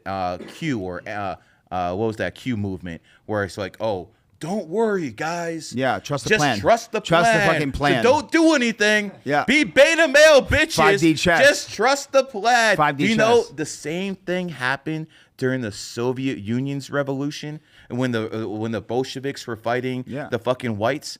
They always said, the people for the capitalists, don't worry. Yeah. A secret fucking government's coming. They will defeat the fucking Bolsheviks. That is done to keep people I'm not going to complacent. name names. There are people in this room right now on the panel that you spoke to today that are still trusting 5D chess. The fucking Trump. I'm not going to point. Maybe you want to debate them. It's not fucking. You know what I mean?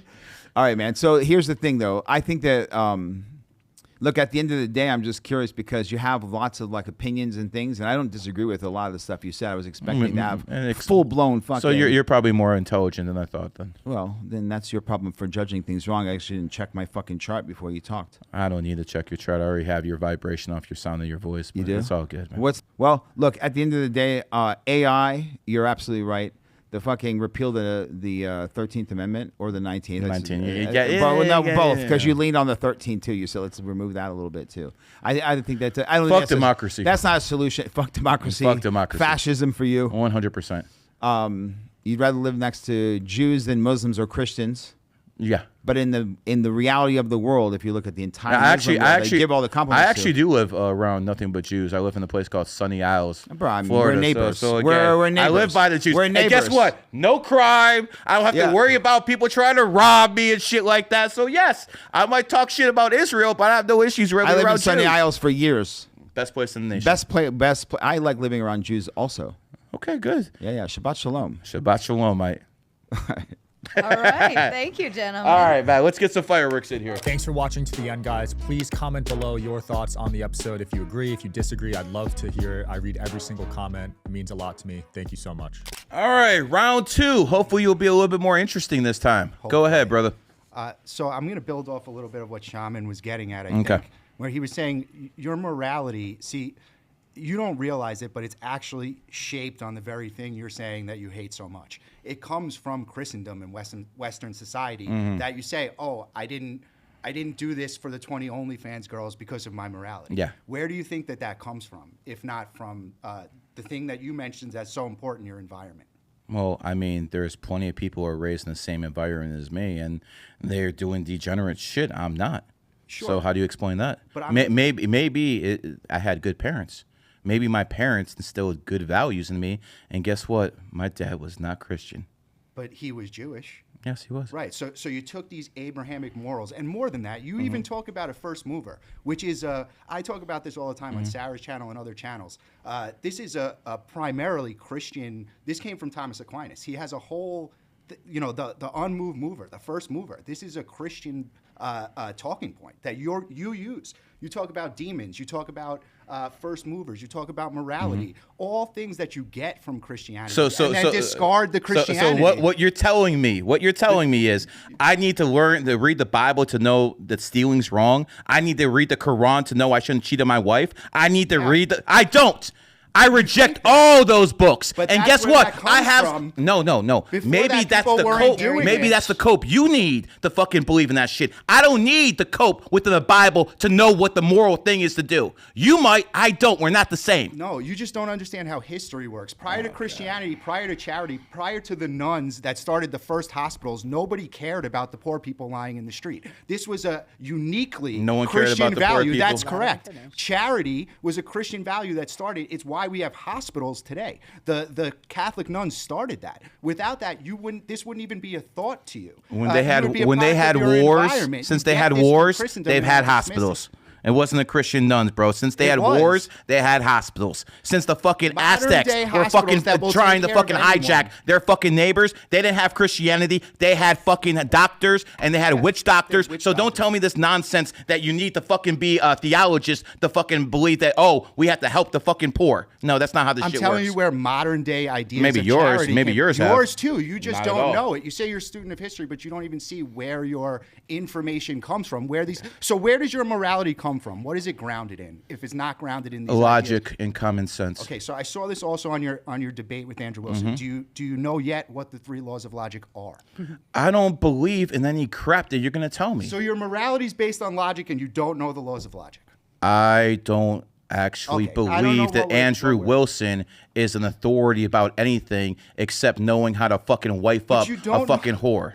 Okay, you so don't I'm know not the even trying to laws hear of it. logic. Okay, you're basing your whole. I asked you what you base it on. You said the laws of logic, which you don't know. I know. I know it's inherently wrong to kill people. I don't need your fucking book to tell me it's wrong to kill people. What is wrong with you? If you understood the laws of logic, for example, okay, stop. Tell me the laws of logic. Go ahead. Identity, non-contradiction, excluded middle. And I'm going to show you why that works. I'm going to show you. Because when you make dumb claims like, show me an example. How could it be possible that you said it 20 times? What do you say about the Virgin Mary? This is like your big point. If you understood how logic works. Tell me what is logical about a virgin having a baby. I'm going to tell you how logic works. Okay. Do virgin births exist? Is that a thing? Yes or no? No. People do not conceive babies without having sex today. Is it true or not? This is how logic works. Excluded middle. If they're test tube babies, is it true or not? Test tube babies. True or not? That technology didn't exist back then. Now you moved the goalpost, sir.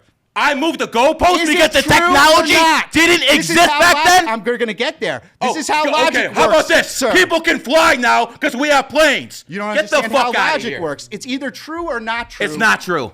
Is it true that people right now, at this very time on our planet, have babies without having sex? True or false? When the Bible was written, that was not true. Now it is. I'm asking you that question. No.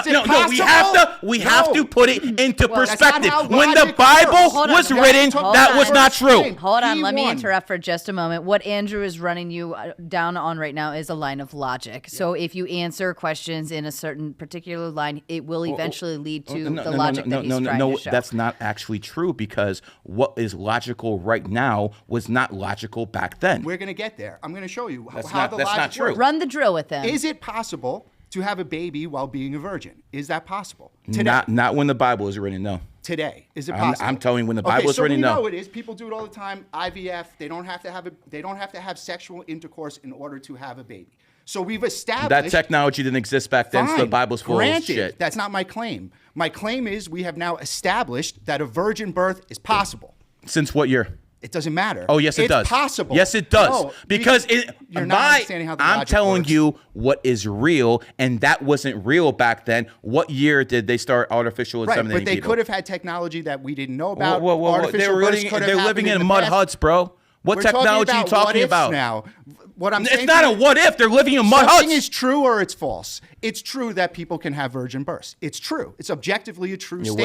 It was not true back then. Now we're going to talk. Then the next line of logic would be what you're talking about. What are the factors that go into it? But it destroys your entire argument that virgin birth is not possible when it's objectively true. When was the Bible written, sir?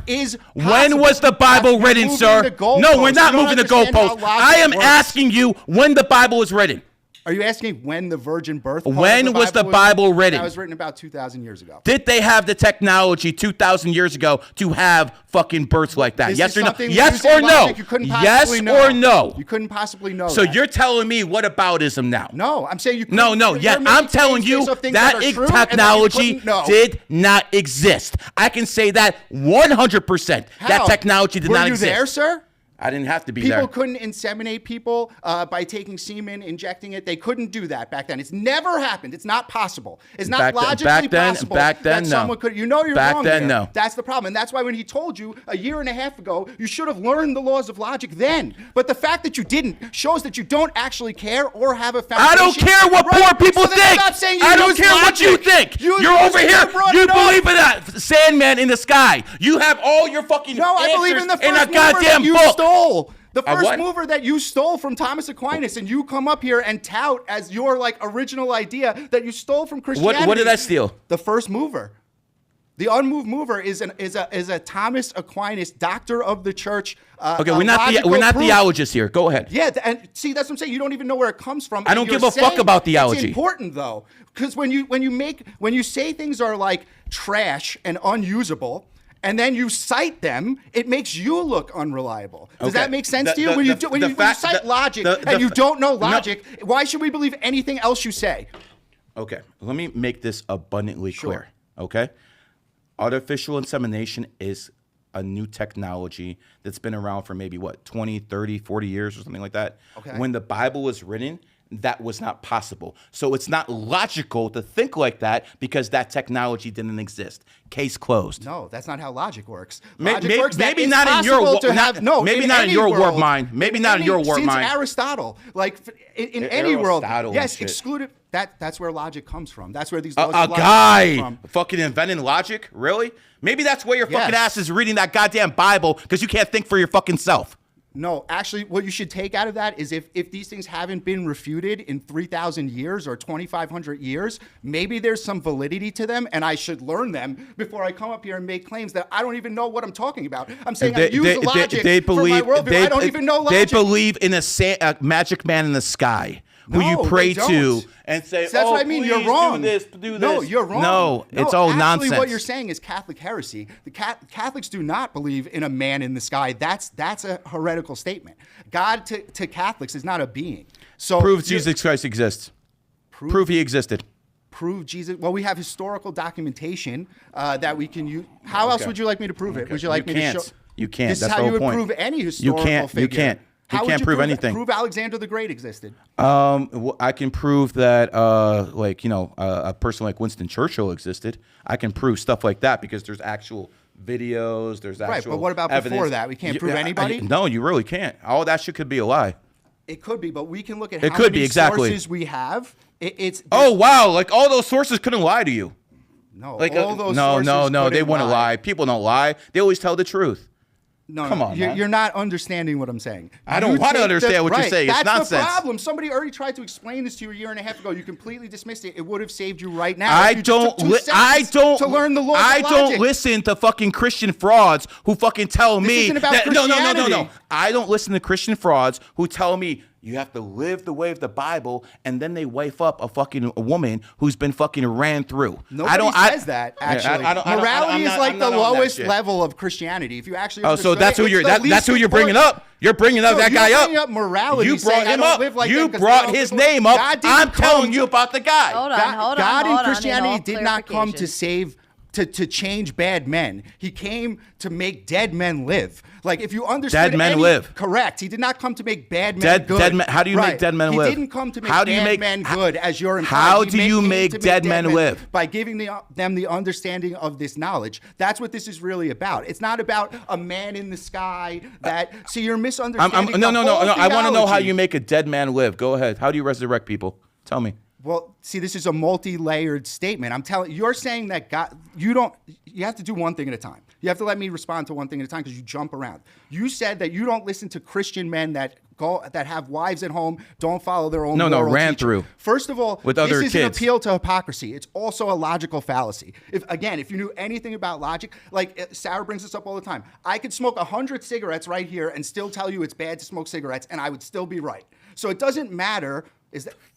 I could smoke 100 cigarettes, and I could sit here with a cigarette in my mouth and tell you not to smoke, and I would still be right. I would tell you not to put a lot of things in your mouth, but I would still be objectively right. The claim so you don't would understand still the be logic. correct. The claim would be right. I got you. I got you. I got you. See, when you talk to guys like this, man, like what? Logical? No, it's not logical. When you talk to guys like this, they just want to paint a certain narrative that everything has to be this way. It's not. It's not, okay? Your Christianity, you can't prove Jesus ever existed. I will give you that. I can't prove he didn't exist, but you can't prove he did exist. And your whole fucking philosophy as a Christian is Christ is king and that's your savior and he died for your. Yeah, I get you. You can't prove any of it. I can prove the richest men in the world are born on the 28th. I can prove the best looking women in the world are born on the 28th. I can prove the best athletes are born on the 11th or the 1st. You can't prove any of your shit. I can prove it works and it builds the best societies. If you take Christendom that turned into Western civilization, every OnlyFans whore has a Christian cross on, and this guy wants me to fucking believe in Christianity. Do you know where the term Western civilization comes from, sir? Go ahead, educate us, sir. I'm asking if you know. It's from when the church was divided between the Byzantine Empire and the Roman Catholics. Yeah. Western civilization refers to the term that was Christendom. So we took this society that's built on these pillars of morality that you still use, that I'm telling you about. I don't. Yes, you do. No, I don't. So where does your morality come from? Common sense. Common sense. Where do you get that common sense? That's my point. Where do I get the common sense? I'll tell you where I get it. From having a superior intellect than you. That's where I get superior. You don't even know where your own information comes from, sir. That's what. How could it possibly be superior? You say that you're based on logic. You don't know the laws of logic. Okay, let me ask you something. Let me ask you something. Every one of them. Fuck your Christianity. That's where you're getting your morality from. I'm getting my morality? Correct. I'll piss on your fucking Bible. I have nothing from the Bible. I don't need your Bible to tell me it's wrong to kill people. I don't need your Bible to tell me fuck. No, I don't. Why is it wrong to kill people then? Why is it wrong? Because you don't have a right to hurt people who haven't done anything to you. Okay, but what if they're trying to hurt you? Then you can kill them. Okay, so where is the line? Who Self-defense. decides? You? Self-defense. But who decides what that line is? If someone's trying to hurt you, common sense is you try to stop them. But people this isn't reality. Different interpretations of what trying to hurt you means. Okay. Right? Don't they? Okay. So you're just giving me So if someone breaks into your house and tries to hurt you, you can kill them. Very simple. But because I don't like somebody doesn't give me the right to kill that person. Let me give you an example. It's very simple. That's happening right now. Did Austin Metcalf try to hurt Carmelo Anthony? Yes. Okay, so Carmelo Anthony was justified in killing him. That's what you're saying. You can say it's manslaughter. You can make that if you're going to make a legal term of it. You just said when somebody tries to hurt you. Yes. So you're saying that Carmelo Anthony was self-defense. The difference is Carmelo Anthony was actually trying to hurt the man. But say I just fucking smack you. Mm-hmm. Does that give you a right to kill me? That's what I'm asking you. No, so I would say the amount of force. Right. And who decides? Our legal system. That's who decides. And we have a separation. And what does it say we have a separation between church and state. The court understands something you don't. What does it say on the courtroom wall in every courtroom? In God we trust? Donald Trump didn't even put his hand on the Bible when he fucking Just took saying, out. You so there you go. Cited a court system that on its very wall has the arbiter of morality in God we trust. I see. So they have the same thing in Islam. They have the same thing in Islam. Right, they have a moral system. They have the same thing. They have the same thing in fucking everything. But guess what? Me as a numerologist, I have the same thing without any of your fucking Christian dogma. Actually. Yes, I do. You don't. It's just your own preference, and I could show it to you. You even said a few minutes ago. You said I don't give a shit what happens. Every other country can burn as long as 100%. Okay, so there's no moral arbiter. What do you mean? It's just whatever you want. No. Everyone can burn in another country. No. But this country. No. What I basically said is I am America first, above Christian, above Judaism, above your fucking whatever you want to put out there. I am America first to the point where I'm willing to burn the fucking rest of the world to make sure America stays number one. Right. But that doesn't mean that I think I have a right to fucking kill people inside of America. But outside of America, I consider them second-class citizens. You can do whatever the fuck you want to them. Right. So don't you see how there's no moral standard? It is a moral standard. I'm America first. Very simple. Make this our last 3 minutes, gentlemen. So find your final points. Yeah, you can almost even see it when as a Christian, I look at something like you brought up the atomic. Have you ever been married? I have. Are you divorced? I am, sir. I see. So how did that Christianity work out for you? Again, appeal to hypocrisy. How? It's not going to disprove no. the logic You of what I'm are a talking Christian. about. You are a Christian. Right. You're divorced. Andrew Wilson is a Christian. He's been divorced. Yeah. Our man over here was a Christian. He's been divorced. So? The fucking numerologist has stayed married. Who has the superior system? Me. You stole it from the Christians. I didn't steal shit from you. You guys. did. You admitted you took if the wife because she was Muslim. If You I stole stole it it, from the if I Abrahamic stole, religions. if I stole, your own claim, you if took it I because she's stole it Muslim. from the Christians, I'd be divorced just like your ass. But your own claim is you got your wife because she was Muslim. Because they fucking actually hurt people. Because they have a moral system. No, they hurt people if they're degenerates. You don't see what I'm saying? You They do. see what hurt I'm people saying. who are degenerates. You borrow the moral systems when it's convenient for you, and then you shit on them when it's not. Did I not say in the very beginning here that no matter what, I will take the best of every single thing, whether it be Islam, Christianity. I took the best of all of them. So there might be some truths in Christianity. There might be some truth. Oh, it might be. There might be some truths in Islam. There might be some truths in Judaism. But guess what? My system, numerology, supersedes all of it. Because guess what, pimp? You're praying to God. I'm not praying to anyone. I'm still married. You're divorced. You have any kids? I do. So how's that? How's that? Yeah, No. Well, I'm not talking about kids. Here's what I'm saying. Hold on. No, Stop. I will fix this. I'm not talking about. Just simply use a hypothetical, please. All I'm saying is, if you're divorced and now the kids are split up between two parents, you failed as a parent. That's simple. Nothing to do with kids. And by the way, if you failed as a parent and you're this big Christian guy, Christianity failed you. Jesus Christ failed you. The point of you don't even understand the point of the point is you're divorced. The point is you're you divorced. Can't do it right. You're That's divorced. The point of Christianity. You failed. You have to. You everybody failed. fails is the point. Why didn't I fail? Everybody fails and Why falls didn't I fail? short. How come I'm still is married? the point of Interesting. Christianity. So you're literally sitting here telling me that something that I My did. system's better than yours. It isn't because You failed. I haven't. at what?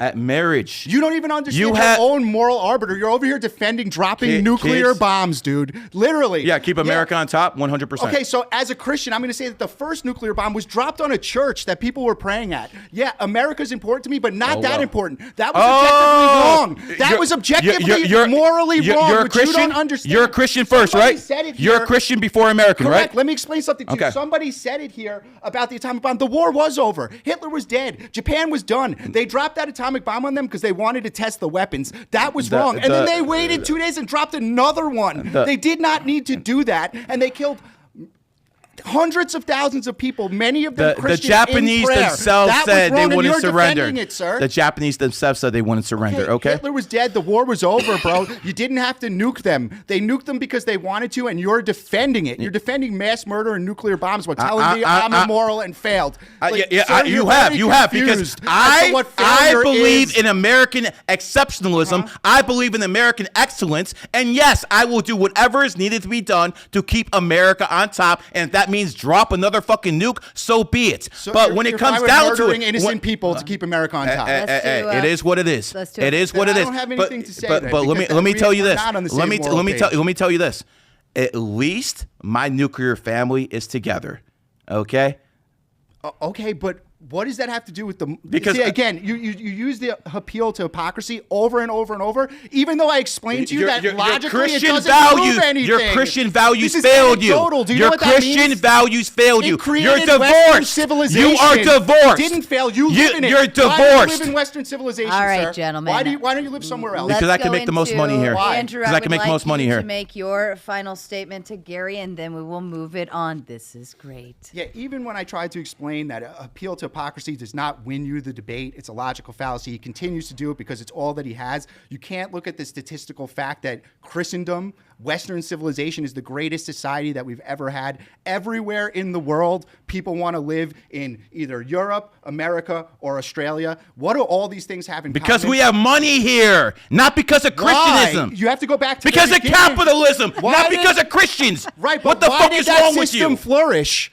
You don't even understand. Because It was of called Christendom Why? before Western civilization. Why You're did it gonna say flourish? It didn't affect it. Why did it flourish? Because a whole It's the bunch foundation. because a whole bunch of white people came over here and decided, you know what, we're gonna fucking start capitalism and fuck everything else. That's why it happened. Why did they come over here And again? let's end it there. It's religious freedom. And let me say one more thing though. It didn't end up Andrew, being that. your final statement was interrupted. If you wanted to finish any little piece of it. All right, my final statement is very clear, okay? This man will talk about Christianity, but when it comes to one of the bedrocks of Christianity, marriage, he's divorced. A lot of people in his own fucking faith will call him a heretic for that. So, you know, at the end of the day, I'm a non-believer, but you're a heretic. Nobody says heretic for that, but thank you, sir. Thanks for watching all the way to the end, guys. Please hit like and subscribe. It helps us grow the show and helps us get bigger guests. Thank you so much. Yeah. So I mentioned earlier I'm a rancher, and one of the things I do is I own a leather company, and we collect a lot of snakes. And I think last year we killed 3,000 rattlesnakes. So what I've seen right now, I'm expert in, and it's snake oil salesman. You're a snake oil salesman. What you're doing is something called punching a plastic bag. You're taking all the best things and all these things, but you're not holding any accountability on any of these issues, right? Whenever you talk about this stuff and you talk about history, you're just factually wrong on anything historical that you don't like on a lot of these things and the patterns. And then what you go and do is you go and look and you go, oh, well, how do we know that even really happened? I don't believe in the science. I didn't see it on television. So you That's can not prove real. Jesus Christ existed. I mean, yeah, but he's the most documented person in history. We can look at Pontius Pilate. We know Pontius Pilate existed. How do we know he didn't lie? How do we know he didn't lie? How? Because Pontius Pilate wouldn't have had the motivation to lie. Oh, you know him. You know what his motivation was. Yeah, I mean, that's it's a bunch pretty of simple. crap, bro. I mean, listen, you can't prove why would- anything. why was his you enemies can't prove lie? Why would their anything. enemies lie? Yeah. bro. I mean, you like, let's can't just- prove anything. You can't prove he existed. I mean, you can't prove anything. Nothing you prove would stand up in the court of law. Sure. Absolutely nothing. I mean, maybe, but you can't prove anything, right? I've You're talking said about your record. I can't prove he didn't exist. Sure, but you can't prove he I'm did saying exist. you can't and prove- your whole goddamn argument is he I existed. don't- Prove it. I don't care about the Jesus thing that much. Oh, now you don't care. hold Let's on. move the I'm goalposts. not Go ahead. moving the goalposts. I'm talking about your whole philosophy. You can't prove. The gentleman over here, I forgot his name, but he brought up a good point. All this stuff, you could just be on a heater. Yeah, I've done a lot of sports betting. I think I made $100K since, I don't know, like 2008. Not as much as you. You've done better than me. Congrats. But when I'm sitting here talking about this kind of thing, I'm looking at it and I'm going, oh, okay. So numerology works, right? Well, you mentioned the alphabet. Okay, well, that's cool. There's 26 letters in the alphabet? Well, what if the Spanish alphabet? Well, they have Inye's and they have double L's. Okay, well, that adds extra letters. Well, then what about before when you had English as accepted? Why are these letters changing? What is the universal language? Math, I guess. What is the universal language besides math? I don't know. You tell me. English. That would be the lingua franca, first of all, not the universal language. But wait a second. When you go to Brazil, when you go to Russia, when you go to China, they have signs in English there. Yeah, why? Why is that? Yeah, why is that? Why is it? It's because it's the lingua franca. It's the business word. Why is it called lingua franca? Do you know? Because it don't used change to be. the subject. No. You It's have your point. Because you just brought this up. You bring up the let me French. finish my point. The French used to be the world universal language. That's why it's called the lingua franca. Okay. Things change. So when it changed from French here's to what it English, comes down to. That's different letters Here's what too. it comes down to. This is a matrix. This is a virtual reality. This is why numerology and astrology works. So when English became the dominant language, Did the little gin tell you that is exactly when the matrix started representing that as the dominant language. That's how the system works. If all of us in this room and billions of other people believe it's July the 7th, that's what the matrix is Yeah, going I'm to sure give the us. garden gnomes or the gin, whenever they were telling you this, made a lot of sense. But I'm a sitting here believer in like actual facts and the matter, right? You believe Jesus Christ, but you can't prove anything. bro, you can't prove anything. Hold on. Yeah, that's facts there, right? Facts, right? Hold on. You talked about the virgin thing. You brought this up with me as well. Listen, we actually do have evidence of virgin birth from that time period, and it's not artificial insemination. All right? Where's the evidence? I'll give you that evidence right now. Humans, right, are genetically, like 90-something percent the same genetics as like flies, snakes, all the other animals on Earth, right? Guess what? We have evidence, and we've seen this many, many times, of many reptiles producing virgin births. We've seen sharks have virgin births. This is a documented thing that happens. We're the human society. ones. Well, that's what. Maybe it was one of those. It's a rare occurrence in both. What aboutism? No, it's not a what about. I don't think you understand what that word means. You don't. I'm using statistical proven things that we know happen. Proven perf. This is easy. We can prove that animals have done this. It's more likely statistically that a human has done it at some point in history if all these other animals have done it. So like when you're sitting here, you're just going against hard science and you're not giving anything of a hard substance. Science. Yeah, and when you're under psychosis, and all these other Christians are under psychosis too, believing fucking Jesus Christ exists. I'm not the one thinking I'm gonna have a happy day because 11:11 popped up on my clock at 3 in the morning, bro. Like, come on, goddamn thing. None of your science would be admissible in the court of law, so you have nothing, and your whole belief system. You sound like one of those crystal off girls that I go in like to bamboozle with a Snapchat thing and I smash. I don't even have a Snapchat. I'm sure I don't even have one. I believe you, but you sound like a crystal girl. Like, oh my God. When did I bring up crystals? I'm bringing it up right now. Exactly. So maybe you sound like a crystal boy. Well, what does that even mean? That doesn't make sense. Maybe you should put a crystal on your cowboy hat. I probably will. I'll bring a little rhinestone cowboy. There you go, bro. The rhinestone cowboy. That would be a good name for you. That's your new name. That is your new influencer name. The rhinestone cowboy. Yeah, well, that's also from a famous movie. But the point that I'm making here is you don't have anything of substance. Every time you have something going, you point to like one prediction you've made. Anybody can do that. I go by one of the terms I go by is a political prophet. I predicted all sorts of shit. Hold on. You know what predictions count? I have quantifiable predictions that we can go and look at as well. And here's the problem is even I do the same thing you're doing, except you're doing it on a mass scale to where it's almost fraudulent. You're sitting here making like fraudulent. Yeah, I would say you're basically a charlatan, a fraud. I don't think you have anything of substance here. You're sitting I'll tell you what. I'll make the same deal to you I made it with someone else. Put your fucking money where your fucking I'll tell you when it comes to money, they're quiet. No, sure, I can pull out money. Maybe you're the charlatan. You're the charlatan. I will make a bet. Every single one of you guys.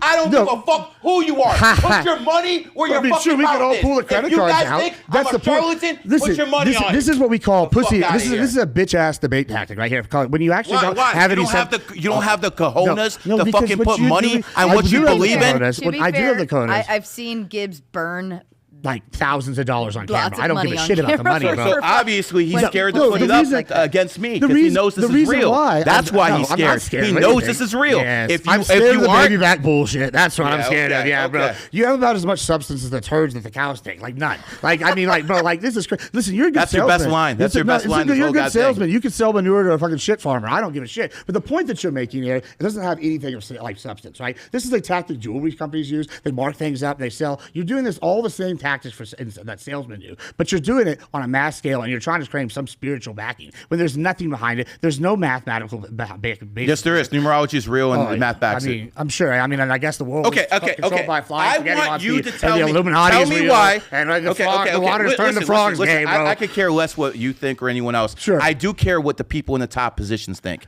And when I'm going to bring up Elon Musk but again. you don't even know what they think. You were saying yes, I do. You were saying you're a capitalist. They use my system. You're a capitalist, and then you said you're a fascist. 1940s fascism was ultimately left-wing socialism. Fascism incorporates capitalism, jackass. Sure, yeah. Fascism incorporates the version that Hitler did when they bought the things through the party. I never said the version Hitler did. Oh, so you're just a purist. I see. Once again, you're not talking about anything that's really happened. So you're talking about fantasy things as well. So it has never happened. No. It's never happened. No, 100%. We've never had a legitimate form of government. That's never happened. 100% doesn't mean it won't happen. It hasn't happened yet. You advocate that Jesus is coming back. I haven't seen that happen. Yeah, Where's your proof it's happening? Exactly. You're the snake oil salesman. You're the one who believes he's coming back. You're fucking a fraud. I mean, here's the difference, though. I'm not trying to win this debate based off the Christianity argument, like my friend Andrew over here was doing. I don't give a shit about that as far as this is based. I'm saying that based off historical precedent, historical evidence. We know. You know why we know Alexander the Great exists?